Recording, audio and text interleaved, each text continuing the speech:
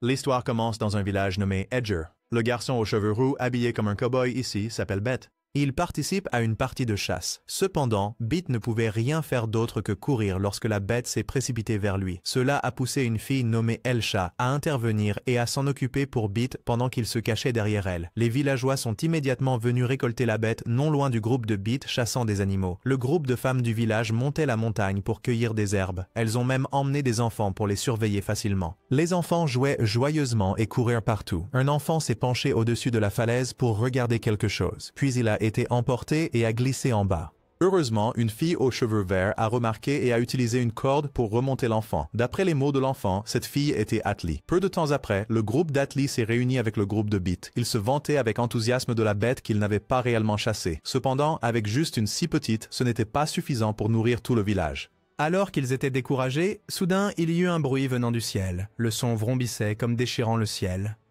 Quand Beat était encore perplexe, un objet est descendu d'en haut et a détruit sa maison. Le bruit fort a attiré les villageois. Ils se sont rassemblés autour de la chose qui venait de tomber. Ils ont discuté de ce que c'était, mais peu importe ce que c'était, Beat devait lui donner un coup de pied parce que ça avait détruit sa maison. Les villageois croyaient que c'était un trésor du ciel et qu'il y aurait sûrement de la nourriture à l'intérieur. Ils ont joyeusement organisé un festin. Cet après-midi-là, ils se rassemblèrent autour de la masse de fer et allumèrent un feu, chantant joyeusement car ils allaient bientôt manger délicieusement. Ils dansaient joyeusement, sans savoir que deux personnes les observaient de loin en bas du village d'Edger.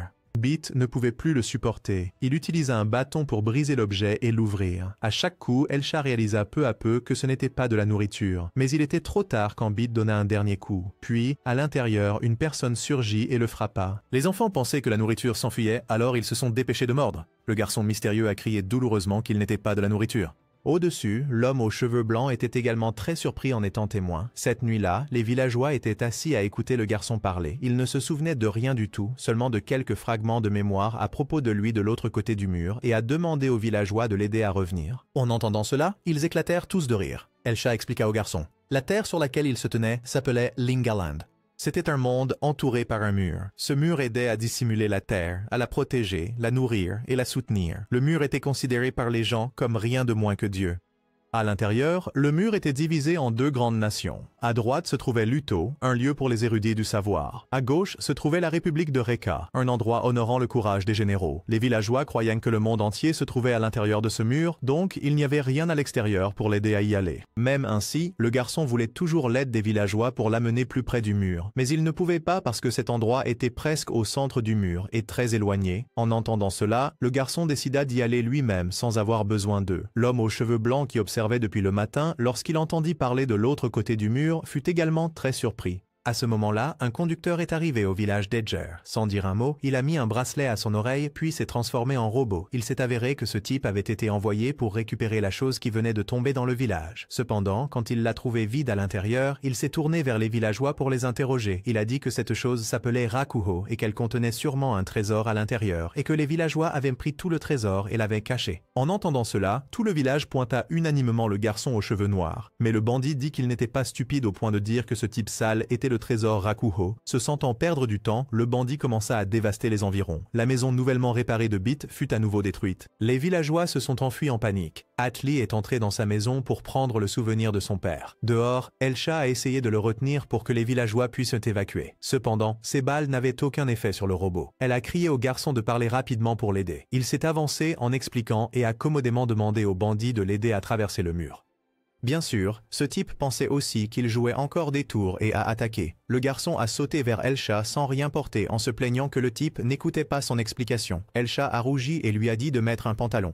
À ce moment-là, Atli courut et tendit au garçon le sous-vêtement de son défunt père. Après l'avoir donné, elle sortit une bague similaire à celle du bandit et la mit à sa main. Elle se transforma ensuite et combattit le bandit. Même si c'était un corps de machine, le braid d'Atli était très flexible et agile pour esquiver les attaques. Elle utilisa un fouet pour frapper. Le garçon demanda aux villageois ce que c'était. Le professeur du village appelait ces machines braid et la bague était appelée un bind warper. Tant qu'il y avait de la croyance, le porteur pouvait se transformer, mais Atli a été attrapé par le bandit. Il avait l'intention de l'écraser. Les villageois ont crié pour qu'elle se libère, sinon elle mourrait avec le braid. Mais le bandit a empêché que cela se produise. Entendant cela, cela semblait sérieux. Alors le garçon aux cheveux noirs a décidé de sauver la fille qui lui avait prêté des sous-vêtements. Il courut vers le Rakuho et sortit un Bean Warper. Bien qu'il ne se souvienne de rien, il affirma une chose. Il était très fort. À la stupéfaction générale, il mit la bague et se transforma. Puis il a aidé Atlee à s'échapper du Bright. Ne laissant pas le bandit dire des bêtises, le garçon lui a donné un coup sur la tête, le rendant furieux, puis l'a traîné en bas de la montagne pour continuer à se battre. Tous deux sont tombés librement. À l'atterrissage, le bandit frappa rapidement le dos du garçon aux cheveux noirs. Mais de manière inattendue, son braid était encore plus flexible que celui d'Atlee, ce qui rendit le bandit confus. Il tira une pluie de balles sur lui, mais le corps flexible les bloqua quand même. Il commença à contre-attaquer avec de nombreux coups de poing. Il l'a frappé en l'envoyant dans le ciel, puis l'a renvoyé au sol d'un coup de pied, terminant le bandit avec une rafale de coups, puis a détruit le Bind Warper. De manière inattendue, sa façon de terminer n'a pas tué le pilote, mais l'a laissé s'échapper. Tout le monde était surpris, demandant qui il était. Le garçon a dit avec confiance « Je suis Back Arrow ». Après avoir dit cela, Back s'est transformé à nouveau, a dit adieu à tout le monde, puis a volé vers le mur. Mais peu importe combien de temps il avançait, le mur ne montrait aucun signe de rapprochement, ce qui l'a épuisé, et il est revenu à sa forme humaine. Tout en se lamentant de la faim, un garçon aux cheveux blancs est apparu. Il s'est présenté comme Shubi, et la fille était Sin. Kshubai a exprimé sa surprise que Back puisse maintenir la forme Brehide pendant 5 heures. Le plus long qu'il connaissait était seulement 2 heures.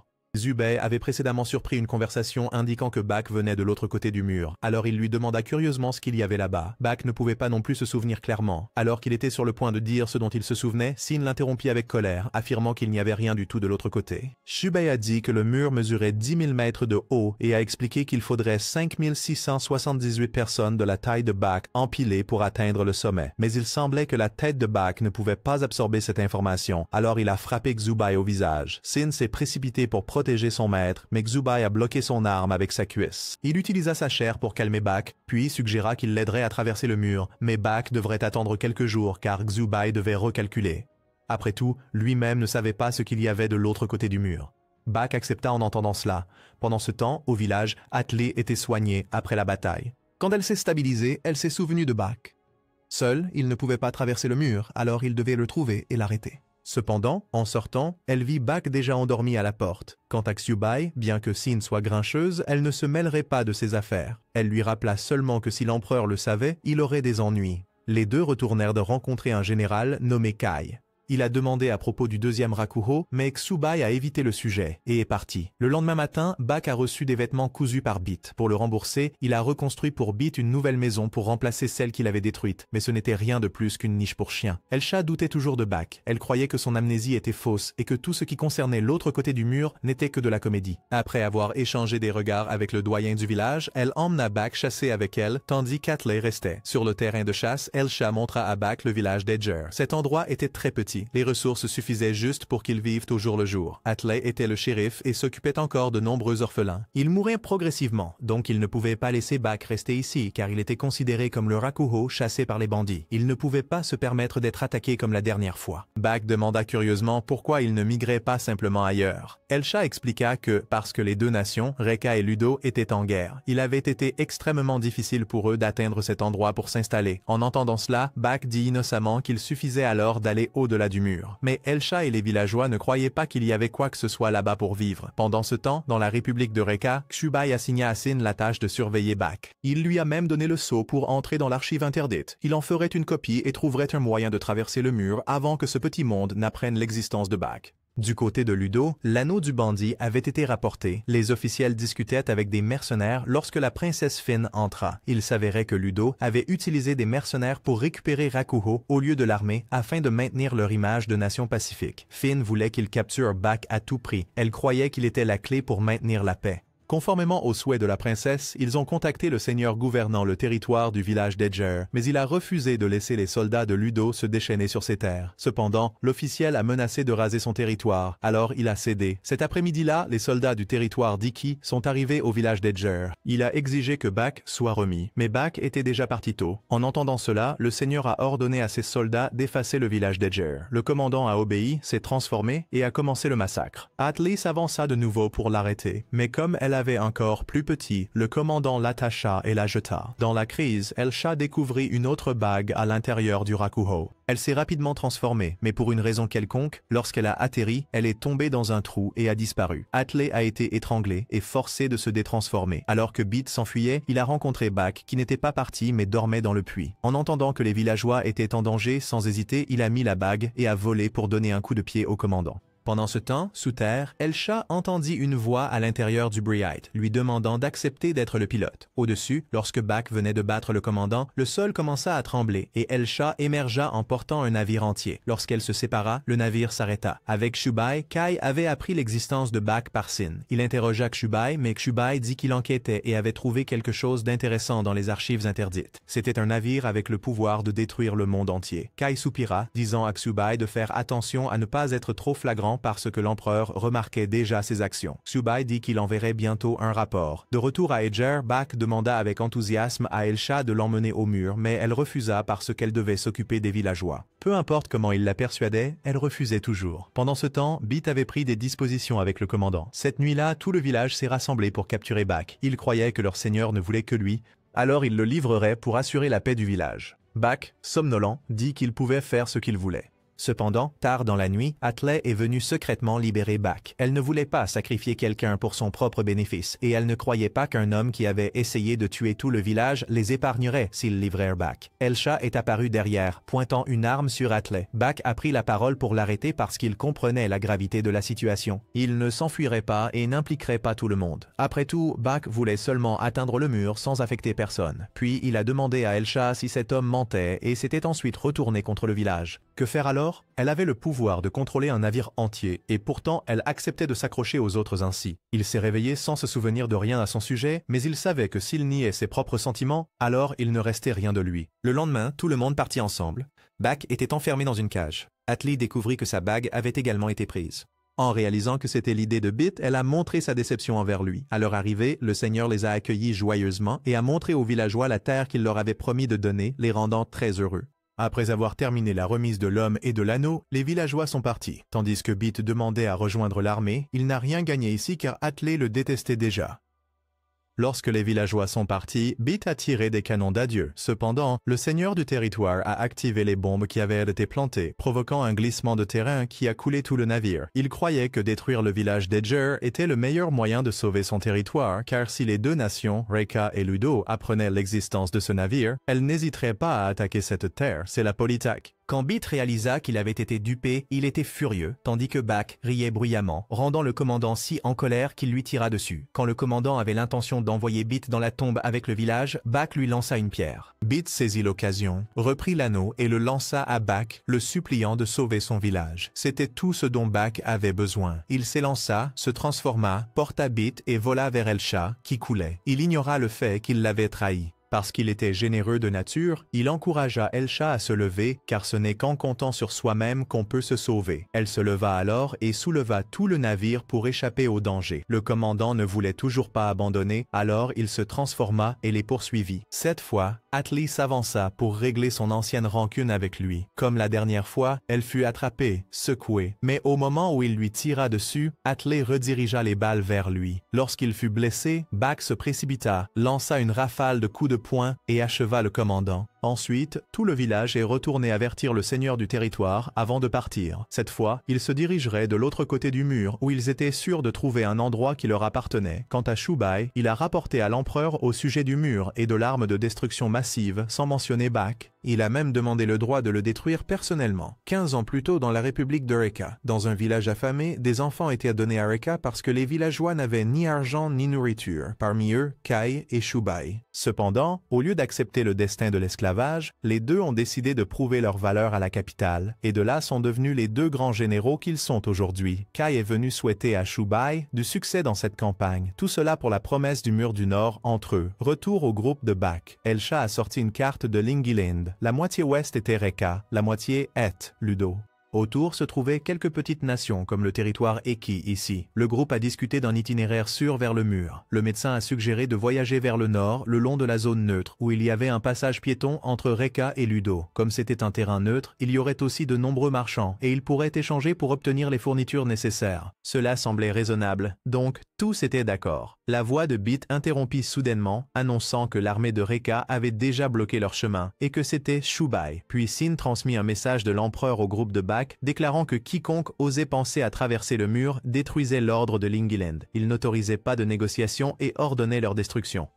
Le docteur les informa qu'ils se cacheraient à Bankia, une ville commerciale neutre au nord-est. Avec un plan en place, tous les trois, Bak, Elsha et Atli, se transformèrent et partirent. De l'autre côté, Shubai déploya 4 mercenaires qu'il avait engagés. Ils se transformèrent et pulvérisèrent une sorte de gaz qui arrêta le navire. Shubai vint ensuite parler à Bak, lui assurant que cela serait utile pour les deux parties, donc Bak devait simplement faire de son mieux. Il partit ensuite, laissant les 4 mercenaires attaquer. Après un bref échange de présentations, la bataille commença. Bak bougea en premier, puis Atli utilisa son fouet pour lier le jaune, mais il l'entraîna au sol. Bak fit demi-tour pour la secourir, mais fut bloqué par le vent et l'eau des verts et bleus. Rouge cracha aussi du feu, submergeant Bak ensemble. Voyant la situation déséquilibrée, Elsha a quitté le navire pour soutenir Atli, mais Blue a quand même réussi à repousser Elsha et à maintenir Atli au sol. Bak était toujours assailli par les attaques élémentaires du trio, sa bouche forcée de se taire. Lorsqu'il fut abattu, ils l'encerclèrent et se vantèrent de leur force unie. En entendant le mot « unité », Bak se souvint de quelque chose, puis il utilisa une nouvelle capacité, créant des clones. Bak fit 4 clones, et ensemble, ils vainquirent les 4 frères surhumains. Il s'épuisa également énormément en créant les clones. À ce moment précis, Sin ordonna à toute l'armée d'encercler le groupe de Bak, commandant leur annihilation.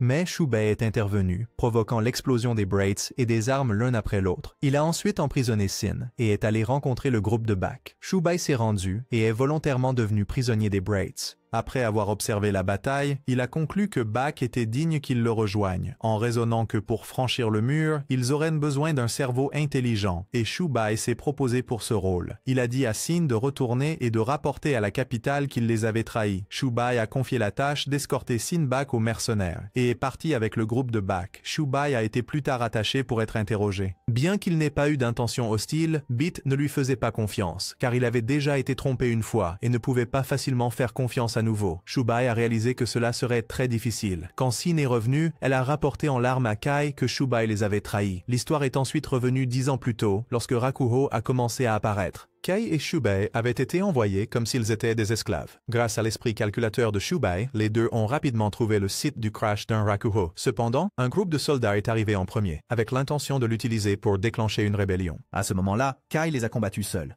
Mais lorsque l'armée régulière de Reka, dirigée par Ti, est arrivée, il a jugé que Kai et Shubai étaient également des rebelles et a ordonné leur exécution. Shubai a dû utiliser sa main pour bloquer un coup destiné à Kai, puis l'empereur est apparu et s'est intéressé à eux deux. Revenant au présent, Kai est allé personnellement trouver Shubai, voulant comprendre pourquoi son ami avait fait cela.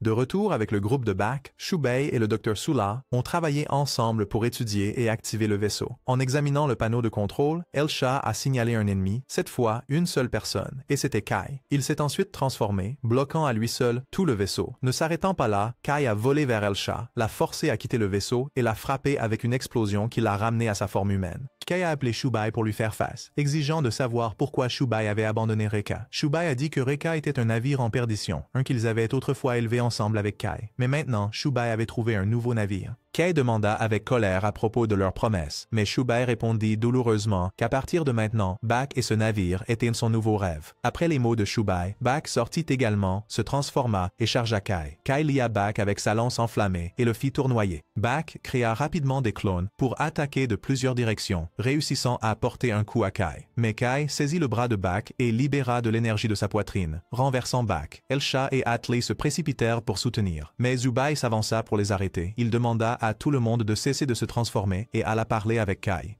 Les deux conversèrent, et Kai se rappela leur ancienne promesse. 5 ans plus tôt, lors de la première transformation de Kai, il était déjà différent des autres, donc l'empereur le valorisait beaucoup. 3 ans plus tard, grâce à son talent, Kai fut promu général, tandis que Xubai devint astrologue en chef pendant 1 an. Les deux avaient promis de changer leur nation ensemble.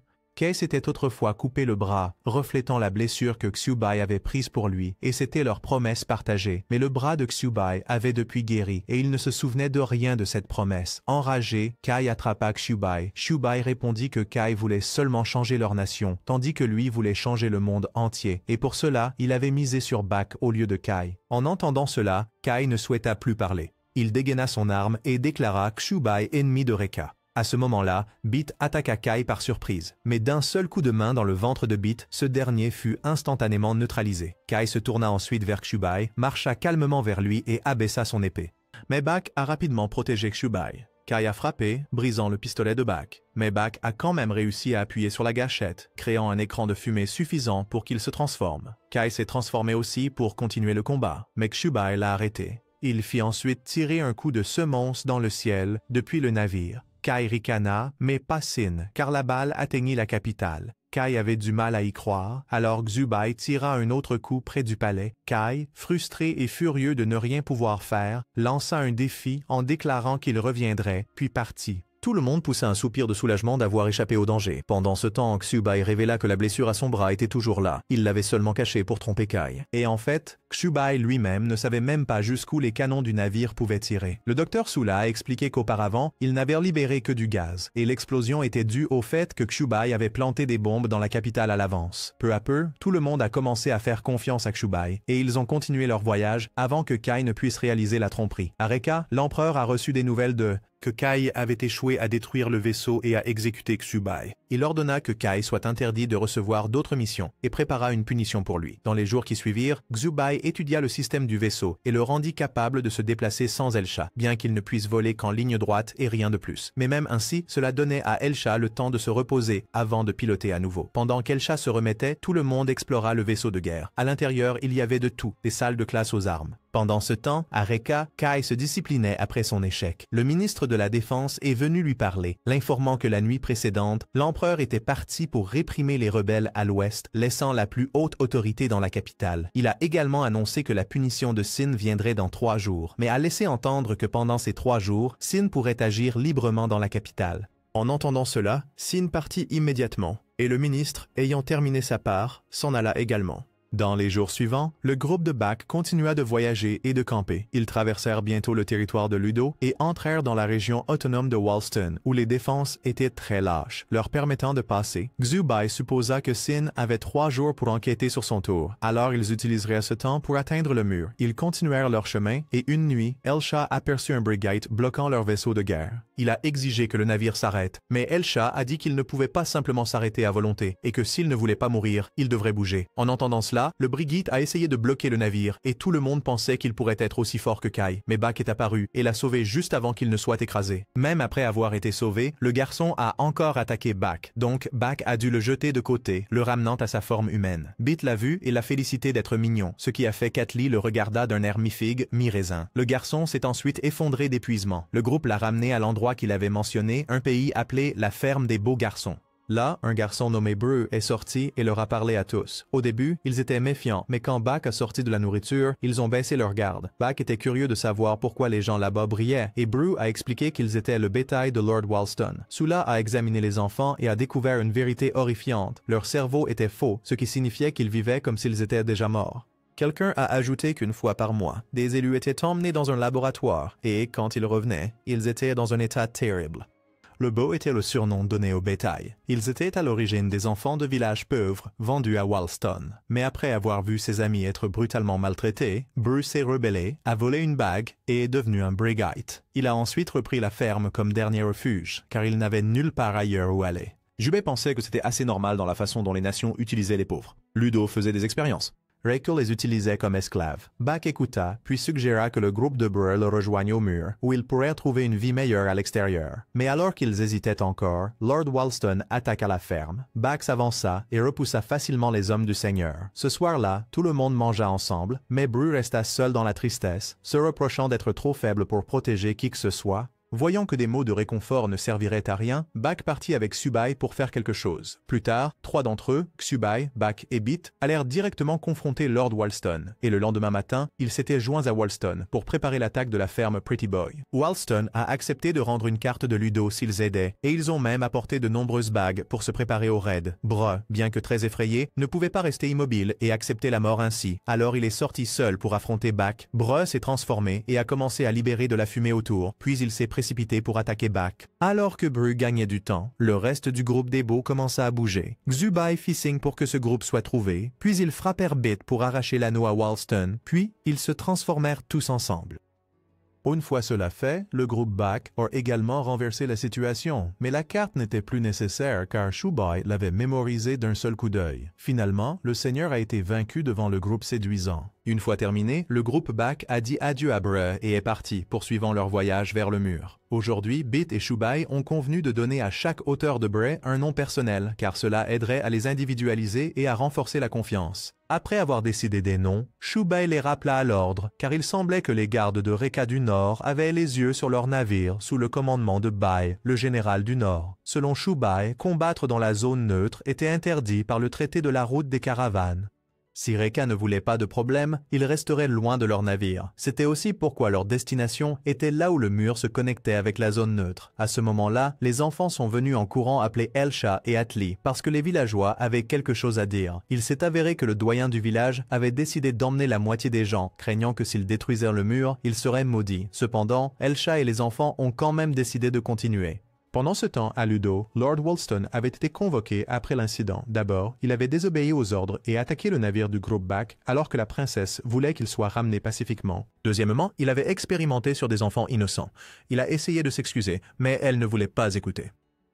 Elle déclara que c'était la dernière fois qu'elle laisserait passer cela, et s'il le répétait, il y aurait une punition pour lui. Après avoir dit cela, elle partit. Lord Walston pensa qu'il avait échappé au désastre et était ravi, mais en sortant, il fut arrêté et on lui coupa un bras pour avoir osé décevoir la princesse. Celui qui a fait cela était le commandant Prax, un autre fidèle aide de la princesse Finn. Plus tard, elle s'est réunie avec 2 autres aides de la princesse pour discuter. Elle savait que les deux n'avaient toujours pas réussi à amener le vaisseau du groupe Bak à la princesse, donc cette fois, Prax irait elle-même sur le champ de bataille pour le faire. Quant au groupe Bak, ils étaient enfin arrivés près du mur. Bak se transforma avec impatience en Breu hauteur et chargea pour briser le mur, mais il était trop solide. Même avec le soutien d'Atli, rien ne fonctionnait. Le général Bai voulait vraiment attaquer, mais Ti ne le permettait pas par crainte que le vaisseau de Bak puisse attaquer la capitale de loin. Il croyait encore que le bluff de Subai était réel. À ce moment-là, Sin avait enquêté et découvert la bombe que Subai avait plantée pour les tromper. Le ministre l'a signalé à Ti. Bien qu'il sache qu'ils avaient été trompés, Ti ne se précipitait toujours pas pour agir car le vaisseau du groupe Bak était encore dans la zone neutre. S'ils attaquaient, cela romprait le traité avec Reka et Ludo. Bai était extrêmement frustré de ne pas être autorisé à agir. Dans le groupe Bak, Subai a utilisé Elsha combiné avec le navire pour tirer un canon sur le mur, mais les résultats ont encore échoué. À ce moment-là, des moteurs sont apparus sous le mur, repoussant le navire du groupe Bak. Ils étaient poussés vers le territoire de Reka. Bai ordonna immédiatement une attaque. Bak et Atli sortirent pour combattre Bai afin de repousser le navire vers la zone neutre. Cependant, Bai fit répandre de la fumée par ses soldats comme la dernière fois pour empêcher le navire de bouger. Ensuite, ils envahirent le navire pour attaquer. Atli se retira pour défendre, tandis qu'Elsha restait en position en attendant les ordres de Subai. Bak luttait contre le marteau de Bai. Alors que Bai balançait son arme, elle fut arrachée par une Breu de taille qui était Prax. Elle se présenta comme une ambassadrice de Ludo. Bai considérait cela comme une violation du traité, mais Prax dit qu'elle n'avait pas encore touché le sol, donc cela ne comptait pas comme une violation territoriale. Ce petit laps de temps était déjà suffisant. Subai a libéré du gaz du navire pour dissiper toute la fumée et neutraliser son effet. Elsha a rapidement manœuvré le navire pour le ramener dans l'espace aérien neutre. Bai était enragé, mais ne pouvait rien faire. Si, observant, lui ordonna également de battre en retraite. Prax rencontra alors directement tout le groupe Bak. Elle transmit le message de la princesse, disant que la princesse voulait les rencontrer et que la question de briser le mur était également quelque chose que la princesse souhaitait discuter. Elsha, pensant aux villageois, décida de les accompagner, mais Bak ne le fit pas. Il ne voulait dépendre de personne et trouverait un moyen de briser le mur lui-même. Prax ne le pressa pas. Elle escorterait d'abord les villageois, puis reviendrait pour persuader Bak. Il se sépara alors temporairement du groupe d'Elsha et commença à briser le mur seul. Pendant ce temps, Kai et Sin commençaient également leur plan pour faire regretter Subai.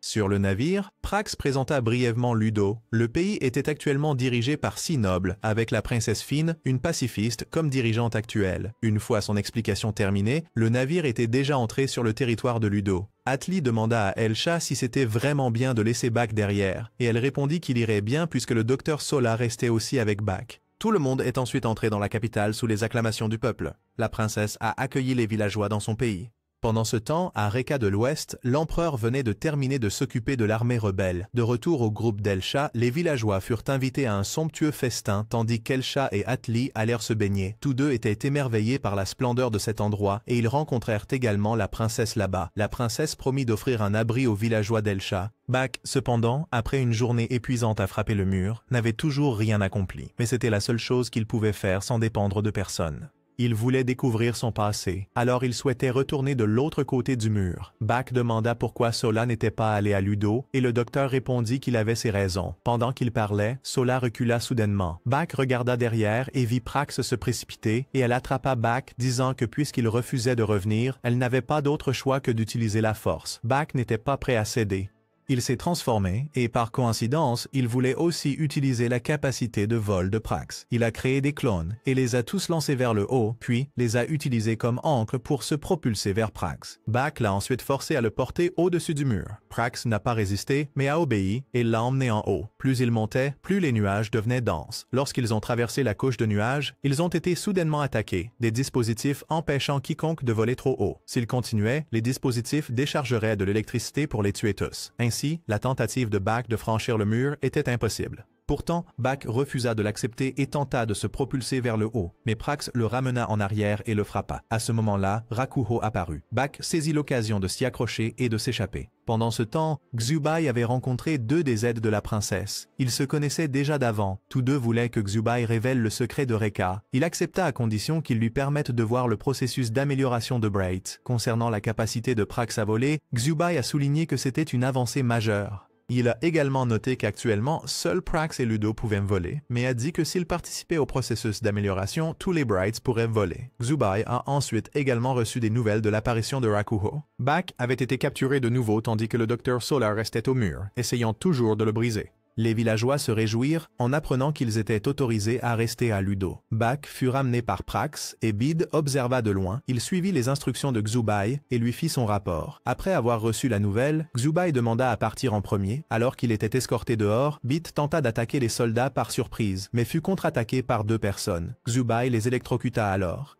Pendant ce temps, Bak subissait des expériences. Il l'électrocutait à plusieurs reprises pour vérifier s'il était un humain normal. Bit et Xubai ont tout vu. Xubai a demandé à Bit de tirer sur le bouton rouge pour libérer Bak, lui disant de viser avec précision. S'il manquait sa cible, Bit mourrait, mais Xubai survivrait puisque Ludo avait encore besoin de son cerveau. Bien qu'hésitant, Bit, voyant Bak en agonie, agit rapidement. Il réussit à tirer sur le bouton. Bak s'est libéré et a électrocuté le professeur pour qu'il ressente sa propre douleur. Xubai a lancé de la fumée pour créer une voie d'évasion pour Bak. Les 3 ont réussi à s'échapper, mais avant qu'ils ne puissent se réjouir, Prax les a poursuivis. Bak a riposté et en quelques échanges, il a tranché le masque de Prax. Pourtant, de manière inattendue, ce n'était pas Prax, mais la princesse Fine elle-même. En réalité, c'était sa 2e personnalité. Elle a dit que quiconque voyait son vrai visage ne serait pas autorisé à vivre. Xubai a lancé de la fumée pour battre en retraite. Il ne pouvait pas blesser la princesse, car s'il le faisait, tous les villageois seraient à nouveau expulsés. Tous les 3 continuèrent de courir, tandis que la princesse les poursuivait dans sa folie. Juste à ce moment-là, Prax apparut. Elle demanda la permission d'éliminer le groupe de Bak à la place de la princesse. En entendant cela, la princesse accepta et partit en premier. Prax dégaina alors son épée pour accomplir la tâche car quiconque connaissait ce secret devait être réduit au silence. Bak ne pouvait pas vaincre Prax après tout. Il venait d'être sévèrement battu. Il se transforma pour emporter Xubai et Bit. Prax appela immédiatement l'armée à agir. Pendant ce temps, Elsha a arrêté Atli lorsque son ami a essayé de partir pour aider Bak. Mais Atli avait déjà fait son choix. Elle a dit qu'Elsha avait trouvé un refuge pour les villageois et en était la chef, donc sa place n'était plus ici. Elle voulait aider Bak à accomplir la destruction du mur, mais Elsha a essayé de garder Atli avec elle. Elle a dit que tout s'était passé trop vite. Bak est soudainement apparu dans le village, a semé le chaos, puis elle a fusionné avec un vaisseau. Elsha subissait une pression énorme en tant que chef, s'occupant de nombreuses personnes, et elle avait besoin de quelqu'un à qui se confier comme Atli. Bien que tous deux étaient émotifs, le combat entre Bak et Prax s'est propagé là-bas. Prax a continué sa tactique d'attaquer d'en haut. Bak ne pouvait pas créer de clone puisque Bit et Xubai étaient présents, mais il a pensé à une autre méthode. À la surprise générale, Bak a agrandi sa main pour attraper Prax, apparemment victorieux, mais Prax a utilisé une technique pour le repousser, le forçant à reprendre sa forme humaine. Elle a ensuite commencé à exécuter les trois. À ce moment-là, Sola est revenu, et, à la surprise générale, Prax l'a appelé son frère aîné. En effet, Sola avait abandonné la princesse et quitté Ludo. La double personnalité de la princesse était également causée par lui, alors il est parti chercher un remède pour elle. Sola a dit qu'à l'intérieur du vaisseau, il y avait un médicament pour guérir la princesse, et qu'il avait besoin de Xubai pour le comprendre. Quant à Bak, il était capable de neutraliser les Braids sans tuer leur pilote. S'il pouvait étudier sa méthode, il gagnerait la faveur du peuple. Quant à Bit, Sola a admis qu'il ne connaissait pas sa valeur. Bit a dû se défendre, affirmant qu'il était le secrétaire de Xubai et que sans lui, Xubai ne pouvait rien faire. Sola a accepté de laisser Bit vivre. Tout cela semblait raisonnable, mais Prax a dit que les ordres de la princesse étaient absolus, donc elle ne permettrait à personne de vivre. Comme les mots ne fonctionnaient pas, Sola a utilisé un flash pour les aider à s'échapper. Une fois en sécurité, les trois ont interrogé Sola à ce sujet. Le docteur a révélé que son vrai nom était Werner, autrefois du suprême cœur blindé de Ludo. Il y a 5 ans, le souverain est soudainement mort, laissant le trône vacant. Parmi 40 princes et princesses, la princesse Finn a été choisie. Elle a été forcée de régner et ne pouvait pas résister. Finn était une personne libre d'esprit, comme un oiseau planant dans le ciel. Et de ce souhait, lui et Prax ont sans cesse recherché et développé des choses qui pouvaient voler. Mais une fois, alors que Prax volait avec la princesse, Werner les a abattus, blessant grièvement Finn. Il l'a fait uniquement pour qu'elle se concentre sur le règne, peu importe s'il le détestait. Peu de temps après, Finn monta officiellement sur le trône. Les choses furent stables pendant un moment, jusqu'à ce que la princesse développe une seconde personnalité. Au début, seul lui et Prax le savaient, mais d'une manière ou d'une autre, ces deux aides l'ont découvert. Ils l'ont empoisonné, en guise de punition. À ce moment-là, Werner décida d'abandonner Ludo. Il devint médecin et se mit en quête d'un remède pour la princesse. Après avoir entendu l'histoire, les trois comprirent Werner. Ils discutèrent ensuite de leur prochaine démarche. Le lendemain, l'empereur retourna à Reka. Il a déposé Théa et l'a forcé à rendre toutes les richesses qu'il avait accumulées. L'empereur a déclaré que Reka se préparerait à conquérir Ludo. Kai a été personnellement gracié par l'empereur et lui et Sin sont allés sur la place pour regarder l'empereur exécuter publiquement le général rebelle.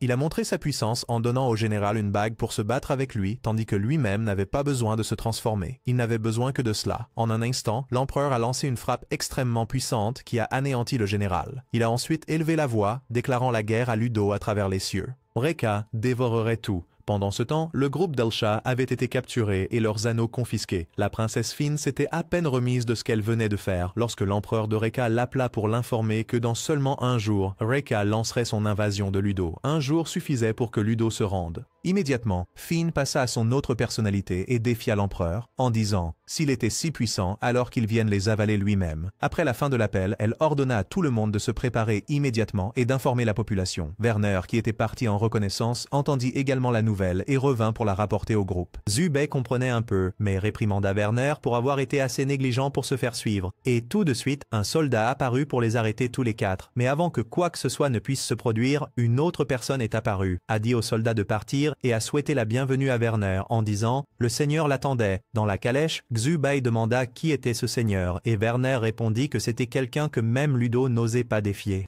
En arrivant au palais dépravé, le groupe fut amené devant un homme corpulent que Werner présenta comme l'arbitre de la sélection, l'un des 6 plus hauts dirigeants du continent, celui qui choisit le trône du roi. Il félicita Werner d'avoir ramené des personnes aussi intéressantes. Le cerveau de Reka est quelqu'un d'au-delà du mur. Contrairement aux autres qui étaient méfiants, Bak s'avança audacieusement pour faire face à l'arbitre, disant que tous ceux qu'il rencontrait dégageaient de fortes émotions. Mais de l'arbitre, il ne ressentait rien du tout. En entendant cela, l'arbitre déchaîna son pouvoir comme si l'anneau était à l'intérieur de son corps, dégageant une pression énorme, et avoua qu'il se complaisait dans le plaisir pour s'engourdir délibérément. Car s'il devenait sérieux, il pourrait détruire le monde entier. Cela amena Werner à se demander si son pouvoir avait dépassé le contrôle, ou s'il y avait quelque chose de plus caché. À ce moment-là, le secrétaire suprême Paith apparut, rapportant la déclaration de guerre de Reka. L'arbitre révéla calmement que c'était lui-même qui avait choisi Finn pour monter sur le trône, et admit en outre qu'il avait épargné les autres princes et princesses qui auraient dû être tués pour éviter le chaos, les gardant comme serviteurs.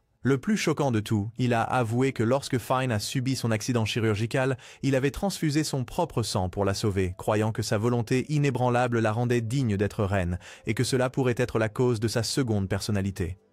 Werner et les autres étaient horrifiés, car si c'était vrai, alors son alter ego violent provenait de l'arbitre lui-même. À ce moment-là, Pate a également rapporté qu'il ne pouvait pas empêcher l'ordre d'exécuter les villageois d'Elsha, et Elsha a été amené. Finn lui ordonna de combattre un duel de Brihate contre Prax pour prendre le contrôle du navire. Finn menaça qu'en cas de refus d'Elsha de se battre, les villageois seraient massacrés, en commençant par ses amis, puis les anciens, puis les enfants. Elle alla jusqu'à se moquer qu'en cas de soumission d'Elsha, elle couperait les jambes de Brihate et la montrait comme figure de proue à l'avant du navire. Acculée, Elsha devait choisir la mort, vivre estropiée, ou laisser tous les villageois mourir. Furieuse, mais inébranlable, elle exigea une condition. Si elle gagnait, les villageois devaient être libérés. Finn accepta avec un rire moqueur, certaine que Prax l'emporterait. Prax se transforma et attaqua sans relâche. Tandis qu'Elsha, malgré son entraînement, était écrasée sous la pression écrasante, recevant coup après coup, aucun match pour Prax que même Bak ne pouvait vaincre. Pendant ce temps, en route pour la sauver, Bak a été intercepté par l'escouade blindée d'élite de Ludo, 5 contre 1 dans un espace confiné qui l'empêchait de se cloner. À ce moment de désespoir, il réalisa la réponse. Il devait prendre son envol pour percer. Sous la forme de Brihate, il débloqua la capacité de voler, un exploit que même les soldats de Ludo n'avaient jamais accompli. Puis il s'envola vers Elsha. Dans l'arène, les assauts tempétueux de Prax perçaient chaque ouverture, et bien qu'Elsha pouvait à peine respirer, elle ne fléchit jamais, la poursuivant de si près que Prax admit son esprit en tant que véritable leader. Juste au moment où le coup final allait être porté, Bak arriva, bloquant l'attaque et suppliant de prendre sa place contre Prax. Mais Elsha l'arrêta, affirmant qu'elle avait promis à Fenn que si elle gagnait, les villageois seraient libérés. Donc, elle devait terminer ce combat elle-même. En entendant cela, Bak jura de se racheter pour avoir été distrait par le mur plus tôt, déclarant qu'il deviendrait son épée. Il lui rappela ces mots. Seule elle pouvait se sauver. Il ne pouvait que l'aider. Bak se transforma en larme Muga pour qu'Elsha puisse la manier, mais son poids énorme ralentissait ses attaques. Cependant, Bak activa des propulseurs depuis la garde de l'épée, la faisant tourner continuellement, bien que difficile à contrôler. Cela augmenta immensément sa vitesse et sa puissance. Elle trompa Prax en la faisant se concentrer sur une attaque aérienne, puis trancha avec une coupe fulgurante qui scinda le Brihate de Prax en deux sans la tuer grâce à la caractéristique spéciale de Bak, terminant le duel avec honneur chevaleresque. En voyant cela, la princesse Finn sembla déçue et déclara qu'elle s'occuperait des choses elle-même. Elle ignora sa promesse et commença à se transformer, mais son moi bienveillant émergea pour l'arrêter. Finn se confronta à elle-même, admettant qu'elle avait toujours craint à la fois la guerre et sa propre nature, se cachant derrière la personnalité violente. Maintenant, elle a décidé d'accepter toutes les conséquences sanglantes qu'elle avait causées et d'adopter l'amour comme son nouveau principe directeur. En utilisant l'anneau, elle a scellé sa personnalité violente et a permis à son moi aimant de prendre le relais de façon permanente. En s'excusant auprès de tout le monde, surtout Elsha, pour ses paroles cruelles, l'arbitre de la sélection observa et fut satisfait de ce dénouement. Finn, cependant, admit avec tristesse que la guerre ne pouvait être évitée car les rouages étaient déjà en marche. La faute était la sienne et elle en assumerait la responsabilité.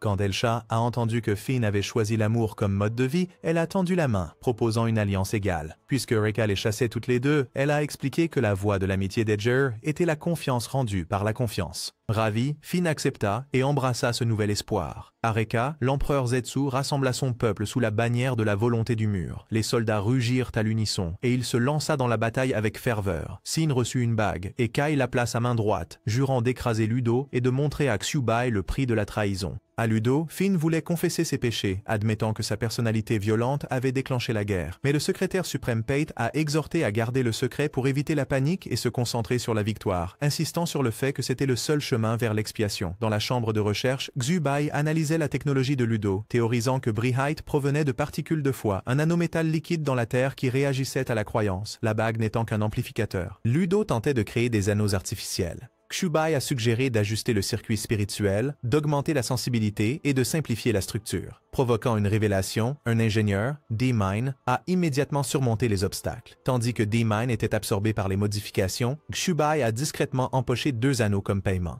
Plus tard, Fine appela Elsha et Atley en privé, confessant qu'elle craignait encore la guerre et doutait d'elle-même. Mais Elsha lui rappela qu'elle avait déjà vaincu son obscurité intérieure et que l'alliance était née grâce à elle. En entendant cela, Fine demanda si elle pouvait être amie après la guerre. Elles lui assurèrent qu'elle l'était déjà. Au conseil de guerre, Prax a rapporté que l'armée de Reka était 3 fois plus nombreuse que celle de Ludo et que les canons groupés à Sibo avaient été sabotés par des commandos et étaient en cours de réparation. Subai a affirmé que Zetsu n'attaquerait pas les points faibles, mais attaquerait plutôt la frontière de Viola, la plus proche de Maestrog, où les canons étaient quadruplés et le terrain étroit parce que Zetsu ne voyait la victoire qu'en écrasant Ludo à son point le plus fort. Pourtant, le groupe de Bak prendrait leur navire pour garder Siboé par précaution. Avec le lancement de la campagne, les villageois restaient dans la capitale de Ludo. Prax rendit visite à Werner, lui demandant de retourner au combat, mais il refusa, toujours tourmenté par le jour où il avait accidentellement tiré sur la princesse. Furieux, Prax se moqua de lui, se demandant s'il était encore vivant, et exigea qu'il se batte pour Finn.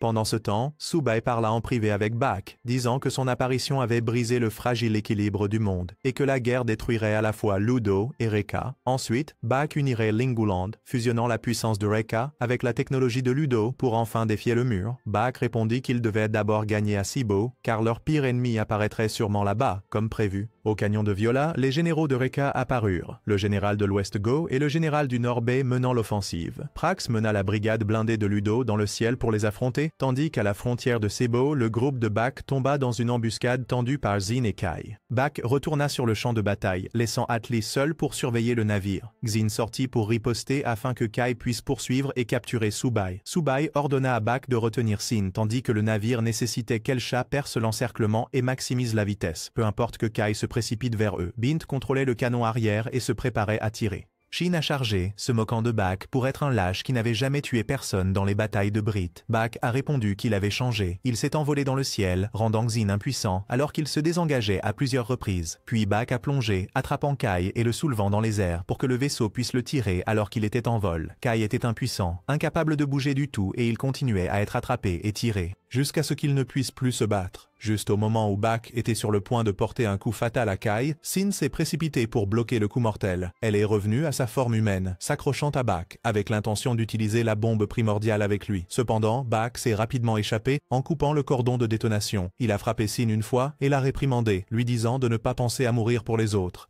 Si elle voulait aider quelqu'un, elle devrait d'abord trouver un moyen avant de penser à la mort. Après avoir dit cela, il se transforma à nouveau et retourna vers Atli. Bak devint son arme, lui permettant de lancer une frappe dévastatrice pour percer l'encerclement ennemi avant de continuer leur mouvement. Pendant ce temps, dans la bataille de Prax, bien qu'elle dominait encore 2 généraux, elle fut soudainement prise en embuscade par l'empereur. Il lança une lance enflammée directement sur elle, l'envoyant voler contre le mur de la capitale. L'empereur reçut alors la nouvelle que Kai avait été vaincu et que le groupe de Bak avançait. Il ordonna calmement à toute l'armée de dîner et de reprendre la bataille le lendemain. Ce soir-là, Xuebi réprimanda Bak pour ne pas avoir tué Kai, disant que cela perturbait leur plan. Bak répondit qu'il ne tuerait pas un futur allié, parce que s'il voulait unifier la nation plus tard, Reka devait devenir un ami. En entendant cela, Xue était troublé, tandis que Bak se déclarait un roi qui voulait se lier d'amitié avec tout le monde. Dans la tente médicale, Kai se réveilla et on lui dit que Xin était toujours en vie. Il hurla amèrement de rage face à sa défaite. La guerre entre la nation supérieure Ludo et la République de Reka avait éclaté. Grâce aux manœuvres stratégiques de Xue combinées au combat polyvalent de Bak, Kai avait été complètement vaincu. Cependant, le pouvoir de l'empereur Zetsu semblait illimité, et même Prax avait ressenti la grande différence de force. Dans cette situation, le navire de Bak accueillit l'unité d'élite de Ludo à bord. Il les rassura qu'en combattant aux côtés d'Edger et du navire qui avait vaincu le général invaincu de Reka, ils pouvaient eux aussi devenir des héros. Sur le pont, Xuebi expliqua sa théorie des particules de foi. Selon les recherches de Ludo, ce sont ces particules qui composent les Brights. La fondation spirituelle de chaque personne sert de noyau à leur pouvoir. Un guerrier vaincu disparaissait parce que son esprit était détruit, entraînant la désintégration de son corps en particules de foi. L'anneau a accéléré ce processus. Pourtant, lorsque Bak a gagné, ses adversaires ne se sont pas dissipés, et Xuebi cherchait encore la raison de cette anomalie. Ainsi, il a décidé de rester avec eux pour percer le mystère.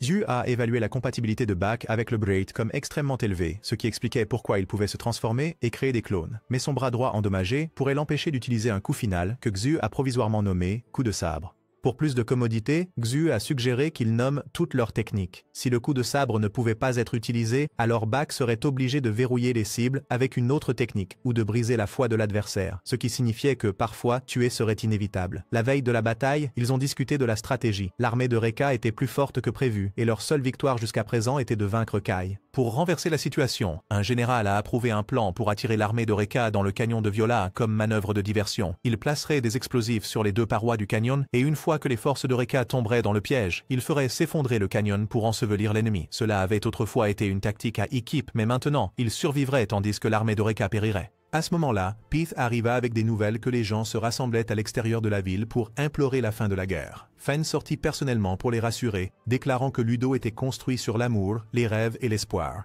Le soutien d'Edger en était la preuve. Elle a demandé à tout le monde de croire en elle et aux soldats de Ludo. En entendant ces mots, la foule s'est calmée et a applaudi. Sur les lignes de front de Reka, Sin se tourmentait à cause de l'humiliation de sa défaite. Elle supplia le général Go de l'entraîner avec de vraies lances. À ce moment-là, l'empereur Zetsu apparut. Il avait entendu parler du désir de Sin de vivre pour la vengeance. Il lui donna une épreuve de honte et de volonté, puis la lia et la jeta dans une rivière en furie. Poussée au bord de la vie et de la mort, Ren a finalement crié qu'elle ne mourrait jamais avant de se venger à l'intérieur du navire. Elsha et Atley ont discuté de la frontière entre la vie et la mort. Ils comprenaient que Harrow détestait tuer, mais Elsha avait décidé que pour protéger le village et survivre, il fallait parfois se salir les mains. Bit a tout entendu de l'extérieur, puis s'est précipité vers Xuebi, demandant à obtenir une bague. Mais Xuebi lui rappela que puisqu'il n'avait même pas tiré correctement au canon, comment pourrait-il contrôler un Bright? Pourtant, il permit à Bit de s'entraîner au tir simulé et l'encouragea en l'appelant une arme secrète. Juste après le départ de Bit, Bak est arrivé et a demandé à Xue pourquoi il voulait tant la victoire. Le lendemain, la guerre a repris. Le groupe de Bak a chargé en avant, attirant l'ennemi exactement comme prévu. Cependant, alors que tout semblait bien se passer, Bit a signalé qu'un Bright solitaire était apparu derrière le navire. C'était Kai, époussetant la poussière de la bataille. Il rugit, se moquant de la ruse de Xue, ses yeux rouges de haine, puis se transforma pour bloquer le navire. Mais ses blessures étaient toujours là, et bientôt il fut emporté par le navire. Impatiente, Atley sauta pour se battre, mais Elsha cria de garder sa position car, sans elle, le vaisseau ne pouvait pas atteindre sa vitesse maximale. Atley déclara que sa foi était qu'elle pouvait gérer la situation quoi qu'il arrive. Elle attaqua alors Kai sans relâche avec son fouet de tonnerre. Bak est également descendu pour aider, disant qu'il n'avait pas beaucoup de temps pour jouer avec Kai et qu'il devait finir rapidement. Il continuait à donner des coups de pied à Kai dans les airs et maintenant les résultats de l'entraînement nocturne de Bit ont enfin porté leurs fruits. Il a visé précisément le canon du vaisseau sur Kai et a tiré, brisant sa volonté. Maintenant, le reste était laissé aux soldats de Ludo, puisque, selon Xuebi, une fois que Kai avait perdu toute foi, même un soldat ordinaire pouvait le vaincre. Pendant ce temps, le vaisseau de Bak se glissait derrière l'armée principale de Reka. Sur les lignes de front, Prax se battait toujours, hantée par l'ombre menaçante de l'empereur Zetsu, mais elle se forçait à résister. Des lignes de commandement arrivaient des rapports à l'empereur. Sibo avait ouvert le feu, Kai était hors de contact et la situation était en désarroi. À ce moment précis, Sin est revenue. Face à l'empereur, elle a admis que ses plus grandes chaînes avaient été le regret et sa peur de Xuebi, mais maintenant celle-ci avait été arrachée, ne laissant que la vengeance dans son cœur. Satisfait par cela, l'empereur lui a accordé une bague. Quant à Kai, il perdait progressivement la volonté de se battre, laissé à la merci des soldats de Ludo. C'est alors que Sin arriva pour l'aider avec un nouveau Bright, nommé Ripa, capable de voler. Elle s'offrit comme des ailes pour que Kai puisse détruire Xuebi. Cependant, la fierté et la honte de Kai le retenaient. Il ne voulait pas dépendre du pouvoir d'une femme. Sin le réprimanda directement, disant que ce n'était pas de la dignité, mais de l'ego, et que gagner par tous les moyens était plus honorable que perdre par fierté. Elle dit qu'elle était un outil de guerre comme une lance ou une épée, et qu'il était du devoir d'un guerrier d'utiliser de tels outils. Ces mots frappèrent au cœur de son entêtement. Kai se réveilla à la réalisation que son vœu d'invincibilité s'était depuis longtemps transformé en arrogance. Il remercia Sin, mais avertit qu'il l'exploiterait complètement pour atteindre son objectif. Sin accepta. Les deux fusionnèrent alors, et Kai s'éleva dans les cieux avec Sin. Du côté de Ludo, l'ennemi avait été attiré en position, mais l'unité de Prax ne s'était pas encore libérée.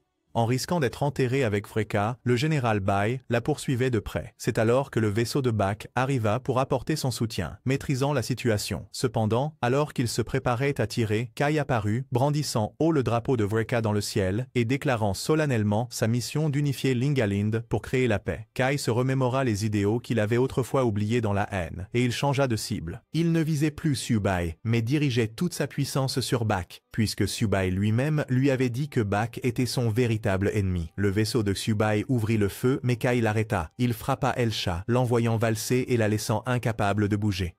Il se tourna alors vers Xubai et déclara qu'il devait rester là et regarder, car il écraserait Bak de la même manière que Xubai avait détruit la promesse entre eux. Puis, Kai et Sin se retournèrent pour combattre Bak. Mais maintenant, le bras blessé de Bak commença à le gêner, lui faisant perdre le contrôle. Malgré sa blessure, Bak accepta le combat contre Kai. Pendant ce temps, alors qu'Elsha retrouvait sa mobilité, elle devait affronter le général Gall. Atlee a essayé d'aider, mais Bai l'a arrêté. À ce moment de crise, l'unité de Prax est apparue pour aider Elsha et Atlee, tandis que Prax elle-même s'est jointe pour soutenir Bak dans le combat. Mais comme Bak était blessé, il ne pouvait que rester là et regarder après un affrontement féroce. Prax appela à remonter haut dans le ciel. Kai et Sin n'hésitèrent pas à poursuivre. Une fois qu'ils atteignirent une certaine altitude, Prax répandit de la fumée pour obscurcir la vision de Kai, l'attirant plus haut vers les dispositifs défensifs. En contournant, Prax poussa Kai dans l'appareil, l'électrocutant. Elle voulait saisir l'occasion de l'achever, mais Bak l'arrêta, refusant d'accepter la victoire de cette manière. Sin, se sentant insulté, se libéra du piège et continua à poursuivre Bak et Prax. Quand Xubai vit Bak à nouveau, il lui demanda de se transformer en arme pour Prax, en raisonnant que le bras blessé ne serait pas affecté de cette manière. Bak accepta et se transforma. Les deux camps entrèrent en combat, leur bataille diffusée par l'être suprême pour que tous les citoyens de Ludo puissent la voir. Si Prax gagnait, le royaume retrouverait la foi. Mais sinon, la princesse devrait comprendre ce que cela signifiait. Avec l'avantage de son épée longue, Prax repoussa facilement la lance de Kai et s'apprêta à l'achever. Mais Kai et Sen se séparèrent.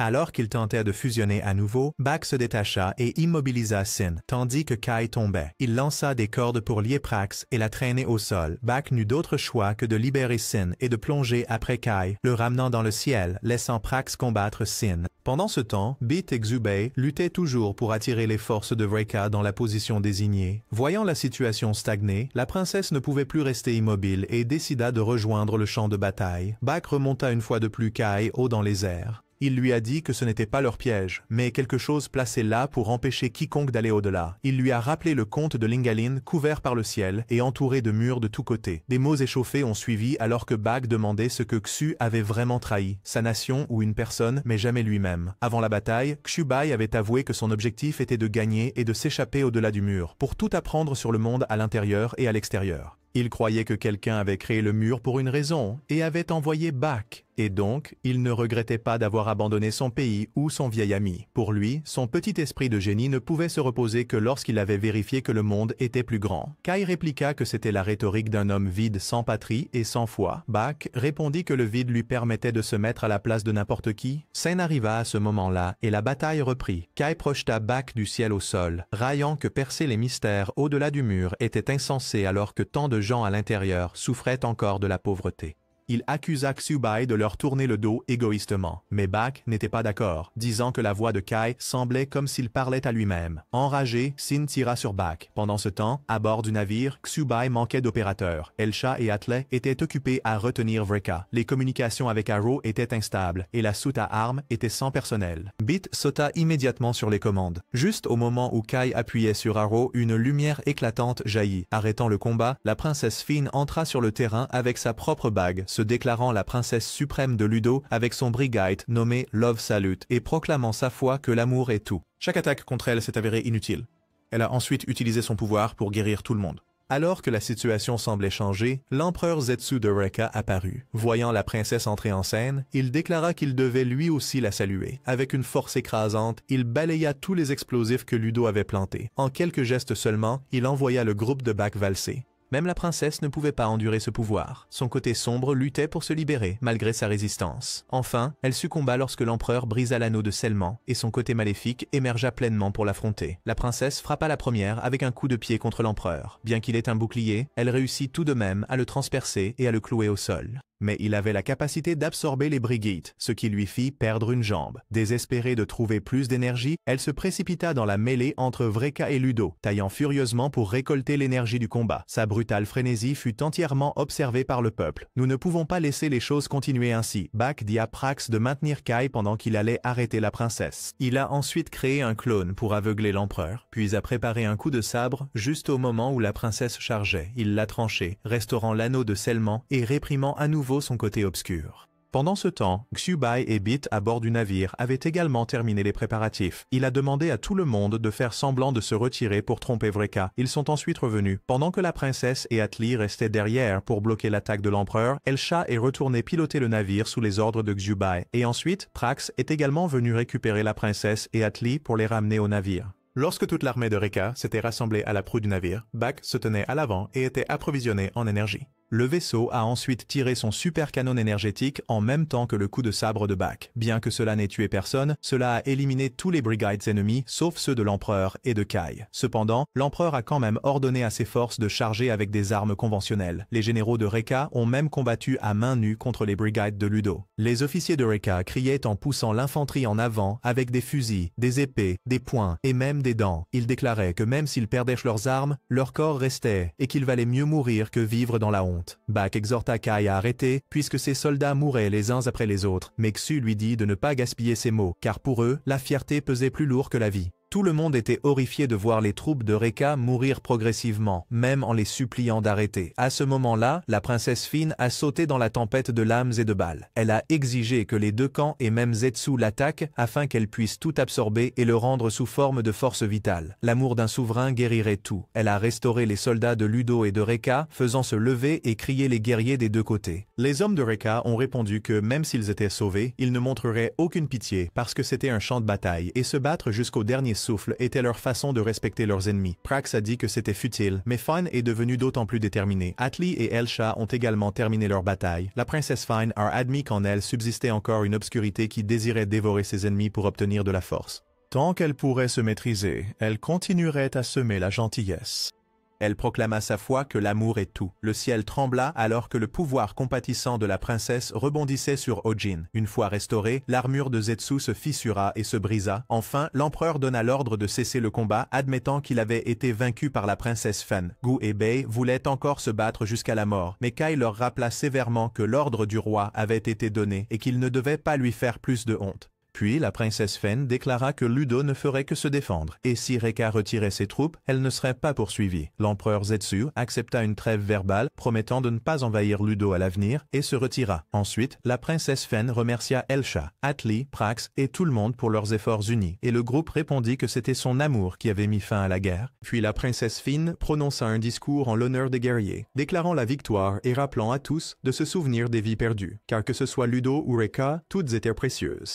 Elle a juré de supporter les sacrifices pour construire un avenir meilleur. De l'autre côté, lorsque l'empereur Zetsu a été interrogé sur ce qu'il pensait du Brigade de Fine, il a répondu que, qu'il soit beau, hideux ou digne d'être tué, c'était la même chose car il attendait avec impatience la prochaine bataille. De retour avec le groupe, le vaisseau a subi une panne de système après avoir utilisé Bak pour amplifier les particules de foie, le laissant gravement endommagé.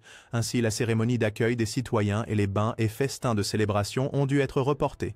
La princesse Fine a dit qu'à son retour, elle dirait la vérité à son peuple sur son second mois, car elle ne pouvait pas les tromper indéfiniment. Prax croyait que la victoire aiderait le peuple à comprendre. Mais juste au moment où le groupe revenait aux portes de la ville, la foule rugit et maudit Fine en la traitant de meurtrière et de démon. Ils criaient qu'ils l'avaient vue de leurs propres yeux provoquer Rekka. Ils l'ont traitée de belliciste, de traîtresse à l'amour, ont exigé que la sorcière soit pendue et l'ont maudite pour avoir trompé les gens de bonne volonté, car l'être suprême ne leur avait montré que le moment où la princesse devenait folle tout en coupant la diffusion lorsqu'elle sauvait d'autres, semant le doute parmi le peuple. Furieux, ils se sont transformés, forçant la princesse à fuir avec Prax. Lorsqu'ils sont revenus au palais, les deux ont appris que des villageois avaient attaqué le laboratoire et volé des anneaux. Avec la force principale pas encore de retour, seule la garnison restait. Si les citoyens se révoltaient, il faudrait les réprimer. Mais la princesse leur interdit de faire du mal au peuple. Lorsqu'elle entra dans la salle du conseil, elle apprit enfin que celui qui avait montré la bataille au peuple était l'élu. Elle voulait sortir et tout expliquer aux citoyens, mais s'effondra d'épuisement après la bataille. Pendant ce temps, du côté de Bak, alors que Xubai se concentrait sur la réparation du vaisseau, ils furent soudainement attaqués par un brigite étrange. Bak sortit pour se battre, mais était en complète désavantage. Lorsqu'il a créé 10 clones pour l'attraper, le brigite a disparu.